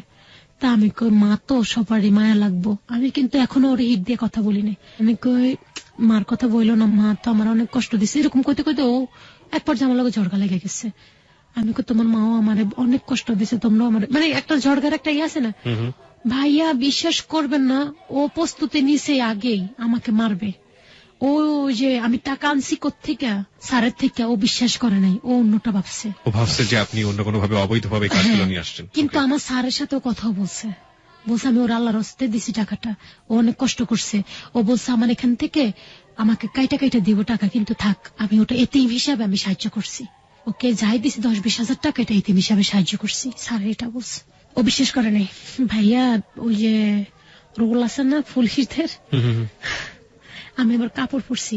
ও আমাকে বিয়ের মানে কি বলবো, শুধু এক ঈদে আমাকে 300 টাকা দামের একটা কাপড় দিছে। আর জীবনে কেমনি একটা নাক ফুল, আমার টাকা দিয়ে আমার নাক ফুল দিছে, জীবনে কিছুই দেয় নাই। এ আমাকে ভাইয়া এরম মার দিছে। হয়েছে কুকুরের না মারে না, যেমন লাতি দরজা বন্ধ করে ভাইয়া আমার মানে কি বলবো, রাতের 12টার থেকে মায়ের স্টার্ট করছে 2টা পর্যন্ত মারতেই আছে ঘরের ভিতরে। আমি সেন্সলেস হয়ে গেছি, সবাই চিল্লাপাল্লা করতেছে মনির দরজা খোল, মাইয়া মরে যাবো, মাইয়া মরে যাবো। বস্তির মতো বাসা না, মনির দরজা খোল, তুই বসে বসে খাস, মাইয়ারা সারাদিন রুজি করে আর মাইয়ার বদনাম কর, মাইয়ারা ছাড়, মাইয়ারা ছাড়, মাইয়া মরে গেছে গেছে গেছে। এরপর আবার আমি এদিক দিয়ে ওর হাতে একটা খামসি মারছি, এখন আমার ওই সেন্সলেস আমি দেখতেছি ওর হাত থেকে রক্ত বাইরে হইতেছে। এরপর আমি রাগ করে বাইরে চলে আসছি, বাইরে হয়ে আমি এতে চলে গেছি ওই আপা যে আমাকে প্রথম আশ্রয় দিছে আর কি, বা শিলনাপার কাছে চলে গেছি। আর শিলনাপা কয় কি, তুই তো সংসার ছাড়িয়েছিস, যা বাসা যা। আমি কাপু আরো 2 দিন পরে আচ্ছা যামু, কালকার দিনটা থাকে পরশু দিন যামুগা। মন্দিরে ঘরে টাকা ছিল, ওই টাকা বাড়িওয়ালার 1500 টাকা দিয়া মানে অগ্রিম অ্যাডভান্স সব টাকা পয়সা পরিশোধ কইরা মাল সামনা সব লইয়া বাড়িতে গেছে গা। আয়া দেখি নাই, ও নাই। সবার বলছে তুই তো বাড়িতে গেছিস গা। আমি কই আমি বাড়িতে গেছি, আমি তো আমার এখানে আপুর বাসায় গেছি, কত সব লইয়া গেছে গা। পরে আমি ফোন দিছি, একদিন রাত্রে ফোন দিছি, আর ওর বউ ধরছে ফোন, আমি মনিরের বউ। তা আমি কই তুমি মনিরের বউ, তুমি বিয়ে করছো কবে? কাকু আমার বিয়ে হয়েছে 1.5 মাস না 2 মাস জানি কইলো আমি প্রেগনেন্ট। আমার তো মাথায় পড়ছে বাঁশ, ও তো কইলো বাঁশ, তো আমাদেরও বললো। ঠিক আছে, তারপরে আমি বলতেছি কি কও তুমি, আমি কিন্তু মনে নামে কেস দিব, কেস দেন যাই করেন। ও আমি আবার এটা বলছি রাতে টাকা দিলে অনেকে বউ হয়, এই কথাটা বলছি। আর মেয়েটা কাইনতে দিচ্ছে শিপু, আপনার পারলে শিপুর লোক কথা বলতে পারেন, আমি নাম্বার নিয়ে আসছি শিপুর সাথে আমার কানেকশন হয়, কাঁদে আমার কাছে, ওরে অনেক কষ্ট দেয়, না খাওয়াই রাখে ওরে। ওর একটা ছেলে আছে, প্রতিদিন আমার কাছে ফোন করে যে কান্নাকাটি করে, আপু আমার খাইতে দেয় না, আমার মারে। তখন আমি কাঁদে, আমি তোর কপালটা এমন, আমার কপালের মতো না। পরে মেয়েটা বুদ্ধি করে মেয়ের বাপের বাড়িতে গেছে, যাইয়া ওর বাপ মারে ধরছে, মা ওনার তো বউ আছে, এই ব্যাপার এই। পরে ওরা মা গো তুমি আমার মা, আমরা খুবই গরিব, আমার মায়ের অনেক কষ্ট করে বিয়ে দিছি, মা তোমার নামে অনেক খারাপ খারাপ কথা কইছে, তুমি খারাপ রেন্ডি। আমার ছোট মামা আমার অনেক খারাপ কইছে রেন্ডি। ওই মেয়েটার নাম কি ছিল যে মেয়েটা বিয়ে করলো মনির? শেপু। হ্যাঁ শেপু, তারপরে কি বলল? শেপুর বাপের বাড়িতে নিয়ে গেছে, মোবাইল কথা বলছে ওরা। পরে আমি ঠিক আছে আপনি যেহেতু আমাকে মেয়ে ডাকছেন, তাহলে আমি এক বোন হই আর বোনের সংসার নষ্ট করতে পারবো না, কিন্তু শেপুর কাছে মোবাইলটা দেন। শেপু বোন তুমি যাই করো আমার মেয়েটার দিকে খেয়াল রেখো, আমার এই মেয়েটা কষ্টের, আমি না খাই মেয়েরা খাওয়াইছি, যাই করো বোন। কোনোদিন কয় না আপু মনির আপনার মেয়ের কেউ কষ্ট দেয় না। মনিরের সাথে তুমি ফেস করলেন না? এরপরে মনিরকে জিজ্ঞেস করলেন না? জিজ্ঞেস ও লাইন কেটে কথা বলেন আমার সাথে, সিমটি বন্ধ করে দিছে, কোনো কথাই বলেন। আপনি আপনার ফ্যামিলিতে বললেন না যে আমার হাজবেন্ড এভাবে বিয়ে করলো, তোমরা কোন অ্যাকশন নিবা কিনা? আপনার মাকে বলতে পারতেন? আরে মা আমার আর উল্টা পুরো মা সব বিয়ে করাইছে মনিরে, মা এইসব ব্যাপারে? হ্যাঁ মা ছিল, বাবা না, আমার বাবা ছিল না, আমার মা ওর সাথে কানেকশন ছিল। মনিরে যেদিন আমার ডিপোজ দিছে ওই দিন মনিরে পাঞ্জাবি টাঞ্জাবি কিনা দিছে রাস্তার মধ্যে, এক জায়গার মধ্যে ডাল টাল। শেপু আমার কাছে বলছে কথাগুলা, আমার একটা কাপড় দিছে, মনিরে পাঞ্জাবি কিনা দিছে, তারপরে আবার আমার অদ্ভুত জীবনের গল্প। আমি একটু আপনার কাছে জানতে চাই যে এই যে ডিভোর্স আপনাকে দিল, এটা কবে দিল? না আমি ডিভোর্স দিছি। আপনি দিয়েছেন মনিরকে ডিভোর্স? ডিভোর্স আমি দিছি। তখন বিয়ে যখন ওগো বাড়িতে থাকতাম, মা ফোন করে করে আমার মায়ের খাওয়াইতো, আমার শাশুড়ি মানে মনিরে দিয়ে আমার ননসরে দিয়ে মায়ের খাওয়াইতো। আপনাকে অনেক মানুষ ফেসবুকে প্রশ্ন করছে যে আপনি কেন আইনের আশ্রয় নিলেন না? আপনি যে কোনো ভাবে, আমার কেউ ছিল না, আমি ওগুলো বুঝতাম না, আমার কেউ ছিল না, আমি ভয় পাইতাম।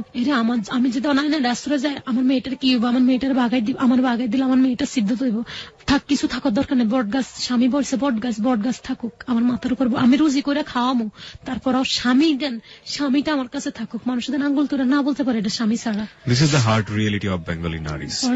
আমরা এটাই বলছিলাম যে ও কাকে ডিভোর্স দিবে? ও ডিভোর্স দিবে ওর হাজবেন্ডকে, যেখানে ওর একমাত্র আদরের সন্তান মেয়ে রয়েছে। ও কাকে ডিভোর্স দিবে? ওর হাজবেন্ডকে। ওর হাজবেন্ডকে ডিভোর্স দিতে গিয়ে ওর যে সামাজিক আইন কানুন বা ওর যে রাষ্ট্রীয় আইন কানুন গুলো মেনে চলতে হবে, সেগুলো নিয়ে ও কি এখন পর্যন্ত নিরাপদ ভাবে চিন্তা করতে পারছে যে রাষ্ট্রের কাছে সাহায্য চাইলে ওকে সমস্ত সাহায্য খুব আরামসে দিয়ে দেওয়া হবে? এগুলোই হচ্ছে প্রশ্ন। ওকে, তারপর কি করলেন? পরে এখন ও কাঁদতেছে, ওরা সবাই কাঁদতেছে, তা আমি ঠিক আছে আমার কপাল নিয়ে আমি চলে আসছি, আমার মেয়েটারে দেখিস। কিন্তু একটা কি, আমার শাশুড়ি সবাই আমার মেয়েটার অনেক যত্ন করে, অনেক। কারণ শেফু আমার কাছে ফোন করে বলে আপু এমনি টুকিটাকি মারে, কিন্তু তোমার মেয়েটারে ওরা মাথায় রাখে না, ওনার ডরে মাটিতে রাখে না, পিঁপড়ার ভয়ে। আমি শুনে অনেক খুশি হয়েছি, অনেক দোয়া করি আমার শাশুড়ির, আমি আমার সবাইকে অনেক দোয়া করি যে আমার মেয়েটাকে ওরা ভালো রাখছে, কিন্তু আমার মেয়েটার আমার কাছে দেয় না। আমি গেছি, দেখতে গেছি, আর আমার মায়েরা ভাগাই দিছে। পরে আমার ওই যে স্যার বললাম না, ওই স্যারে আবার চট্টগ্রাম ছিল, উনি আসছে, আসার পর আমি আবার আমার বোনেদের সাথে কথাবার্তা বলছি, আমার বড় বোনের সাথে, বড় বোন সহ আমাকে ডিভোর্স দিয়ে দিছে। ডিভোর্স দিয়ে লেটার পাঠাই দিছি ওদের কাছে, দিছি আর ওরা বলে পায় নাই। পরে মনিরের হাতে হাতে দিছে আমার বোন, খালতো বোন, ওই যে রাহিমা বললাম না, ওই রাহিমা দিয়ে দিছে। দিয়ে দেওয়ার পরে এরপরে তো ডিভোর্স শেষ, ক্যাটসের শেষ, এদের সাথে আর কোনো সম্পর্ক নেই। আমার স্যারকে বলতেছি, স্যার বলতেছে লতা আমি তো এয়ারপোর্ট, চট্টগ্রাম এয়ারপোর্ট, এই যে মাত্র প্লেনে উঠবো, তুমি এক কাজ করো চলে আসো এয়ারপোর্টে, তোমার কাছে টাকা আছে? না স্যার আমার কাছে টাকা নেই। অফিস থেকে 500 টাকা নিয়ে চলে আসো, আমি দিয়ে দেবো সিএনজি ভাড়া। তো আমি 500 টাকা লইয়া আমি গেছি, যাইয়া বসে রয়েছি, আমাদের স্যার আসতেছে। ওই স্যার আমার মুখের দিকে তাকাই, কয় কি একটা হাসি খুশি মেয়ে, যে মেয়েটা পুরো অফিস না চাইতো, যে মেয়েটা ম্যানেজারের পিছনে লিখতো আমি দক্ষ ম্যানেজার, ফিওনের পিছনে লিখতো আমি এই জায়গার বস, এই মেয়েটা সবাই হাসাইতো, সবাই ইয়া করতো, সবাই আদর করতো, সবাই মেয়ের মতো এটা জানতো। এই মেয়েটা মুখ কালা কেন আজকে, ও সাজে নাই, ওরে এমন দেখা যায় কেন? তো বলতেছে, ড্রাইভারটা বলতেছে, এই তুমি আমার বলতেছে তুমি খাইছো? আমি না স্যার আমি কিছু খাই নাই, আমি 3 দিন না খাওয়া। এটা শুনে তো আরো উনি হার্ট সেট হয়ে গেছে। গুলশানে আমি আর কখনো যাইনি এরকম বড় হোটেল, আমাকে নিয়ে ঢুকাইছে, আমি তো ঢুকে আমি দেখিনি তো কোনোদিন, আমি আশ্চর্য হয়ে গেছি। একটা পিজা অর্ডার দিচ্ছে, কোল্ড ড্রিঙ্কস অর্ডার দিচ্ছে, দেওয়ার পরে ভাইয়া ওষুধ 1 পিস খাইছে, আর পুরো পিজাটা ওনার সামনে আমি বইয়া খাইয়া ফেলছি। ক্ষুধা ছিল প্রচন্ড। 3 দিনে না খাওয়াচ্ছে, একটা সংসার ভেঙে গেছে আমার, আমি কেমনে খাই বলেন? ডিভোর্স দিছি, ডিভোর্স দিতে সময় আমি কানতে কানতে কানতে কানতে মনিরের জন্য, আমি কেমনে করলে, আমি তোর জন্য সব হারাইলাম, মা হারাইলাম, বাপ হারাইলাম, মেয়েটারও হারাইলাম, আমার কেমনে এত বড় কষ্ট দিলি, আল্লাহ তোর দেখবি, আল্লাহ তোরে ছাড়বো না, আল্লাহ আসলে ছাড়ে না, এখন পদে পদে পস্তায় তারা। আমার বলতেছে আচ্ছা লতা তোমার কি হয়েছে বলো তো? আমি সব বলছি স্যারকে, এই যে আপনাকে যেভাবে বলছি, এখন এ পর্যন্ত যেভাবে বলে আসছি, এরকম স্যারকে সব বলেছেন, এইভাবে যত ঘন্টা 2 ঘন্টা এরকম বলছি সব। 2 ঘন্টার মধ্যে আবার খাবারও চলে আসছে, খাইতে চাইনি, খিদার তাড়ানে খাইয়া ফেলছি সবটি। এখন আইসক্রিম খাবা? আমি শরমে কই না, পরে আইসক্রিম এনে দিচ্ছে, আর আমি মানে দেওয়ার আগে আমি লয়ে খাইয়া ফেলছি, আমি বুঝতে পারছি যে আমার পেটে খিদা, খাইয়া ফেলছি। এরপরে সব বলছি, আরে অনেক এখন তোমার সব শেষ? আমি স্যার আমরা এখন আর আমার বাঁচার মতো কোনো উপায় নাই, আমি এখন কার ডালে বাঁচবো, আমি একটু কেস করি না, আমার সংসার ভাঙ্গা যাবো দেখা, মনির আমার কাছ থেকে চলে যাবো দেখা, আমি মনির খুব ভালোবাসতাম, কিন্তু মনির আমার এত বড় কষ্ট দিছে, নিজে না খাইয়া মনির মুখে বাদ দিতাম, মায়ের মুখে ইয়ে দিতাম, আর ওরা আমার এত কষ্ট দিছে, এগুলো বলছি স্যারের। পরে স্যারকে আমি তোমাকে বিয়ে করবো, আমার ওয়াইফ অসুস্থ, স্যারের নাম ভাঙবো না, আমার ওয়াইফ অসুস্থ, আমি তোমাকে বিয়ে করবো। ডিরেক্ট ওখানেই বলে আপনাকে? একদম ওখানেই বলতেছে। রাইট, নাও আমি আপনাকে কিছু কোশ্চেন করতে চাই, সেটা হচ্ছে আপনি যেই প্রতিষ্ঠানে কাজ করতেন তার মালিক ছিলেন উনি, রাইট? কি প্রতিষ্ঠান ছিল ওটা? সমস্যা আছে আমার। আপনি কি ধরনের প্রতিষ্ঠানে কাজ করতেন শুধু এটুকু বললেই হবে? মার্কেটিং। কি ধরনের? ওই যে আন্ডারগার্মেন্টস এর? মেডিকেলে। মেডিকেলে মার্কেটিং করতেন? হ্যাঁ, ওই মালিক ছিল, একটা সেন্টারের মালিক ছিল, মানে কোন একটা ডায়াগনস্টিক সেন্টারের মালিক উনি। ওকে, উনি আপনাকে বললেন যে আমি তোমাকে বিয়ে করবো। বলছে যে আমার তোমার আপু অসুস্থ, তোমার আপু আজকে বিগত 7 বছরের সাথে আমার ফিজিক্যালি রিলেশন হয় না, আমার একটা 7 বছরের একটা বাচ্চা আছে ছোট, আমার মেয়ে বিয়ে দিয়ে দিছি, আর আমার 2 ছেলে 1 মেয়ে, আমার মেয়েটা আমার মা অনেক আদর করে ওর বাচ্চাদেরকে। তা আমি কই স্যার আপনি, তুমি ঠিক আছে, তুমি তো অনেক কষ্ট করে আসছো, তুমি আমার কাছে দেখো আমি তোমার জন্য কি করি, তুমি দেখো আমি কি করি, তোমার জন্য কি করি, তুমি এটা দেখো। পরে আমি আমার একটা বান্ধবীর ফোন দিচ্ছি, আরে কয় ঠিক আছে রাজি, আমার বান্ধবীকে একটা ছোট বোনকে বলছি, আরে ও রাজি, কয় আপু রাজি হয়ে যা, জীবন দেখ লাস্ট এই চান্সটা নে, আমি তোর কাছে হাত জোর করে বলি আর কি। ওর সাথে আমার রাস্তায় পরিচয়, নাম নিশাত। আচ্ছা, আমি বুঝতে পারছি রাস্তার মানুষগুলি আপনার কাছে আপন ছিল। আমি একটু জানতে চাই যে ভদ্রলোককে আপনি বিয়ে করলেন, তার ফ্যামিলি কি জানতো ওই সময়? ওই সময় একেবারে যদি জানা আমার মেরে ফেলবো। এখনো জানে না তার ফ্যামিলি? চুপ করে রাখছে আমাকে। কতদিন যাবত বিয়ে করেছেন? 2 বছর যাবত বিয়ে করেছেন, এবং উনি আপনাকে পুরোপুরি আলাদা একটা জায়গায় রেখেছেন। আলহামদুলিল্লাহ। আমাকে তারপরে বিয়ে করার পরে আমাকে প্রথম অ্যাডভান্স দিয়ে দিছে ঘরের, তখন আমি বাসা ভাড়া নিচ্ছি যাত্রাবাড়ি, ওখানে 2 মাসের পরের দিন ফার্নিচার সব কিনা টিনা দিয়া তারপরে বাসায় যাওয়ার সময় একজন হুজুর ডাইকা নিচ্ছে, তাড়াহুড়োর বিয়ে, হুজুর ডাইকা কবুল পড়ছে, কাল্লা সাক্ষী আছে আর হুজুর সাক্ষী আছে, আর কারো দরকার নাই, পরে কাবিরনামা করবো এটা বলছে, পরে কাবিরনামা করবে বলছে।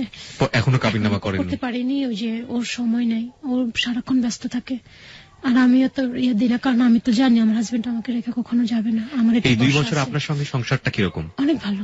একটু শুনি কিভাবে থাকে আপনার সঙ্গে। তারপরে বলতেছি ভাইয়া, তাই আমার হাজবেন্ড এখন মানে এখানে পরে বিয়ে হয়ে গেছে, আমাকে সব করছে, সব 3 দিন আমার পুরো ঘরে ফার্নিচার টার্নিচার সব জোগাই দিছে, 3 দিন আমার পুরো ঘর সাজাই দিছে। আচ্ছা, এরপরে আসছে আমাকে, পরে এই আস্তে আস্তে আমাকে এত ভালোবাসে কি বলবো। অনেক আছে না যে ছোট গোপাই আড্ডিরে ভুলে যাবো, জীবনও না লতা। আমার ওটা বড় ফ্যামিলি, ওখানে আমি 20 টাকা দেবো, তোমার 5 টাকা দেবো, সহ্য করতে হইব। আমি ওখানে 3 রাত থাকবো, তোমার এখানে 1 রাত থাকবো, সহ্য করতে হইব। আমি কোনো সমস্যা না, আমার জীবন বাঁচান ফরজ। পরে আমার হাজবেন্ড আমার জন্য অনেক কিছু করে দিচ্ছে আমাকে। এখন কি করে দিয়েছে আমি একটু শুনতে চাই, কারণ একটা ফ্ল্যাট কিনা দিচ্ছে আমার নামে। আপনাকে একটা ফ্ল্যাট কিনে দিয়েছে? তারপরে 3 কাঠার মধ্যে 5টা দোকান কিনা দিচ্ছে, তারপরে 2.5 কাঠা, এক সাইড 2.5 কাঠা কিনা দিচ্ছে, কিন্তু জায়গার নাম বলবো না। জায়গার নাম আমরা জানতেও চাই না আপনার কাছ থেকে। ওনার আল্লাহর রহমতে কিছুর অভাব নাই, ওনার ভাড়ায় চলে, 5টা বাড়ি ভাড়া চলে। তারপরে গাজীপুরে ওনার জায়গা, উনি মানে কোটিপতি। উনি যে অনেক টাকার মালিক সেটা তো আমরা বুঝতেই পারছি, এবং আপনার প্রতি যে জাস্টিসটা করেছেন সেটা তো আমি কিছুই চাই না। আপনার জায়গাটা থেকে সেটা অসাধারণ, কিন্তু ওনার স্ত্রী বা ওনার ফ্যামিলি কষ্ট দেয় না, অনেক ভালোবাসে ওদেরকে, বুঝতেই দেয় না, এত ভালোবাসে। মামনি ওর মেয়েকে, মামনি তোমার কাছে টাকা আছে? আছে বাবা। না মামনি 40-50 হাজার টাকা রেখা দাও, তোমার লাগবো। বড় ছেলেরে, বাবা তোমার কাছে টাকা আছে? আছে বাবা। না রেখা দাও। ছোট ছেলে, মেয়ের একটা গাড়ি, ছেলের একটা গাড়ি, ছোট ছেলের জন্য একটা ফ্লাডো গাড়ি, ফ্লাডো গাড়িটা ও ব্যবহার করে এখন বর্তমানে। মানে মেয়ে ছেলে কলা তো আমার সব, তুমি আমার পায়ের জুতা, কিন্তু আমার মেয়ে ছেলে মেয়ে আমার কাছের মানুষ। আমি কখনো জোর করি না যে তুমি আসো না কেন। আমি যে একটা আবদার করব, আবদারটা রাখবো। ও ছোট ছেলের জন্য যা খাবার আনবো, ছোট আমার জন্য তা আনবো। ছোট ছেলের বয়স কত? 7 বছর। বলবো কি এটা আমার ছোট পাগলি বেবি, এটা আমার পাগলি বউ, এমনি বলবো। আচ্ছা, আপনার প্রতি সেই অসাধারণ আচরণ করছেন শুনে আমাদের খুব ভালো লাগলো, অনেক ভালোবাসা আমাকে। ঠিক আছে, ঠিক আছে, আমি ওই প্রসঙ্গে না হয় আরো বিস্তারিত জানার সুযোগ থাকবে, সেটা ঠিক আছে, কিন্তু কথা হচ্ছে আপনার একটা ভবিষ্যৎ হয়ে গেছে, নিশ্চিত একটা ভবিষ্যৎ। ইনশাআল্লাহ। তো আপনার সাথে এখন উনি আছেন এবং থাকেন, সংসার করেন, আপনি কি কোনো বেবি নেয়ার বা কোনো ফিউচার প্ল্যান আছে? আমার বেবি হয়েছিল, নষ্ট হয়ে গেছে। উনি চান আপনার একটা বেবি হোক? হ্যাঁ, উনি তো বেবি নষ্ট হয়েছে, যে কান্নাকাটি শুরু করে দিচ্ছে। তারপরে আমার মা পরশুদিন আমার এই যে ওই মন্নন বাসা বললাম না, জেসমিনের বাবা, ও ঢাকা আসছে, ওনার ছেলে গত নেক্সট উইকে ওনার হাত ধরে বলতেছে, ভাই আপনি আমার ধর্মের ভাই লাগেন, ওইনার বাসায় যাই বলবেন ওটা খারাপ, আমগো বাসা থেকে আমগো জ্বালাই পোড়াই গেছে। কে এটা? আমার মা বলতেছে আর কি। আপনার মালিককে? আমার ইয়াকে বলতেছে, আমার হাজবেন্ডকে বলার জন্য, কিন্তু আমার হাজবেন্ড কান কথা ধরে না। আপনার হাজবেন্ড কে আপনার ফ্যামিলি জানে? হ্যাঁ জানে, ওরা আমার সংসার ভাঙার জন্য, আমার মা আমার সংসার ভাঙার জন্য, মনিরে আর আমার মা সংসার ভাঙার জন্য আমার হাজবেন্ডের কাছে কত ফোন করছে। মনিরে ফোন করে আমি খারাপ, আমি ভালো না, কও একদম পাড়ার খারাপ। ও হোটেলে যাইতো, ও ফিজিক্যালি রিলেশন মানুষের লগে করছে। হ্যাঁ এদের বলতে চাস, কিন্তু আমি একদিন ওর দেখিনি। ওরা আমি অনেক ট্রাই করছি, ওকে আমি এমন বলছি আমার বন্ধুরে দিয়ে 10,000 টাকা দিব এক রাতের জন্য থাকবো। ও বলছে তোর মারে এক জায়গায় আন, আরেক জায়গায় আমারে নেই। এরপর আমি লাইন কেটে কই লাইন কাট, এমএ ভালো এমন বলছে আমার হাজবেন্ড। এরা কেউ যদি খারাপ বলে পাগল তার ছেড়া, কিন্তু এরা যদি কেউ ভালো খারাপ বলে সেই খারাপ। আমার হাজবেন্ড বিশ্বাস করে না। আমি কিন্তু আপনার জন্য তো একটা অনেক বড় ঝুঁকির কাজ হচ্ছে, আপনি আপনার ফ্যামিলিতে আপনার হাজবেন্ডের পরিচয় দিয়েছেন। আমি দিই নাই, মনিরে জানতো, মনিরা আসতো, মনিরা এসে অফিস থেকে অ্যাড্রেস নিয়ে গেছে, নাম্বার টাম্বার নিয়ে গেছে। কোনো কারণে সে যদি ওই ভদ্রলোকের ফ্যামিলিতে গিয়ে আপনার সম্পর্কে বলে, তখন আর কি আমার হাজবেন্ড আমাকে ছাড়বে না, কিন্তু আসবো একটু দেরি করে আসবো। ধরেন যেখানে 2 দিন পর আসতো ওখানে 1 সপ্তাহ 15 দিন পর পর আসবো আর কি, এরকম। কিন্তু আমাকে ছাড়বে না। অর্থনৈতিক ভাবে একটা জিনিস আমরা বুঝতে পেরেছি যে আপনার একটা ভবিষ্যৎ নিশ্চিত হয়ে গেছে, আপনার টাকা পয়সার কোনো সমস্যা হবে না আল্লাহর রহমতে কোনোদিন। ভাই একটা কথা বলবো, আমার এখন আমি কই না, আমি জীবনে যা খাইতে পারি না আমি তা খাইতে পারি। কাকে শাকিল ভাই আমার ফোন দিয়ে বলতেছে, লতা তুমি কোথায়? আমি ভাই আমি বসুন্ধরা সিটি গেছি। আমি 2 টাকা দিয়ে একটা স্যান্ডেল পরতে পারতাম না, আমি কালকে 2,500 টাকা দিয়েছি, যেটা পরে আসছি 2,500 টাকা দিয়ে কিনছি। আমার প্রতি সপ্তাহে আমার হাত খরচ 5,000-10,000 টাকা দিয়ে যায়। আমার লতা অনেক কষ্ট করছে, লতা তুমি কষ্ট করো না। আমার খালাম্মারা এসে বুঝাইতো, খালাম্মারা বুঝাইতেছে, খালাম্মারা কয় কি বুঝাইবেন আপনি, ও কষ্ট করছে, ওর কিছু জানি না আমি, ও রাস্তার একটা মেয়ে। ওর মা বলছে, ওর মনিরে ফোন করে বলছে, ও বলে ডাস্টবিন থেকে নেওয়া জারক সন্তান।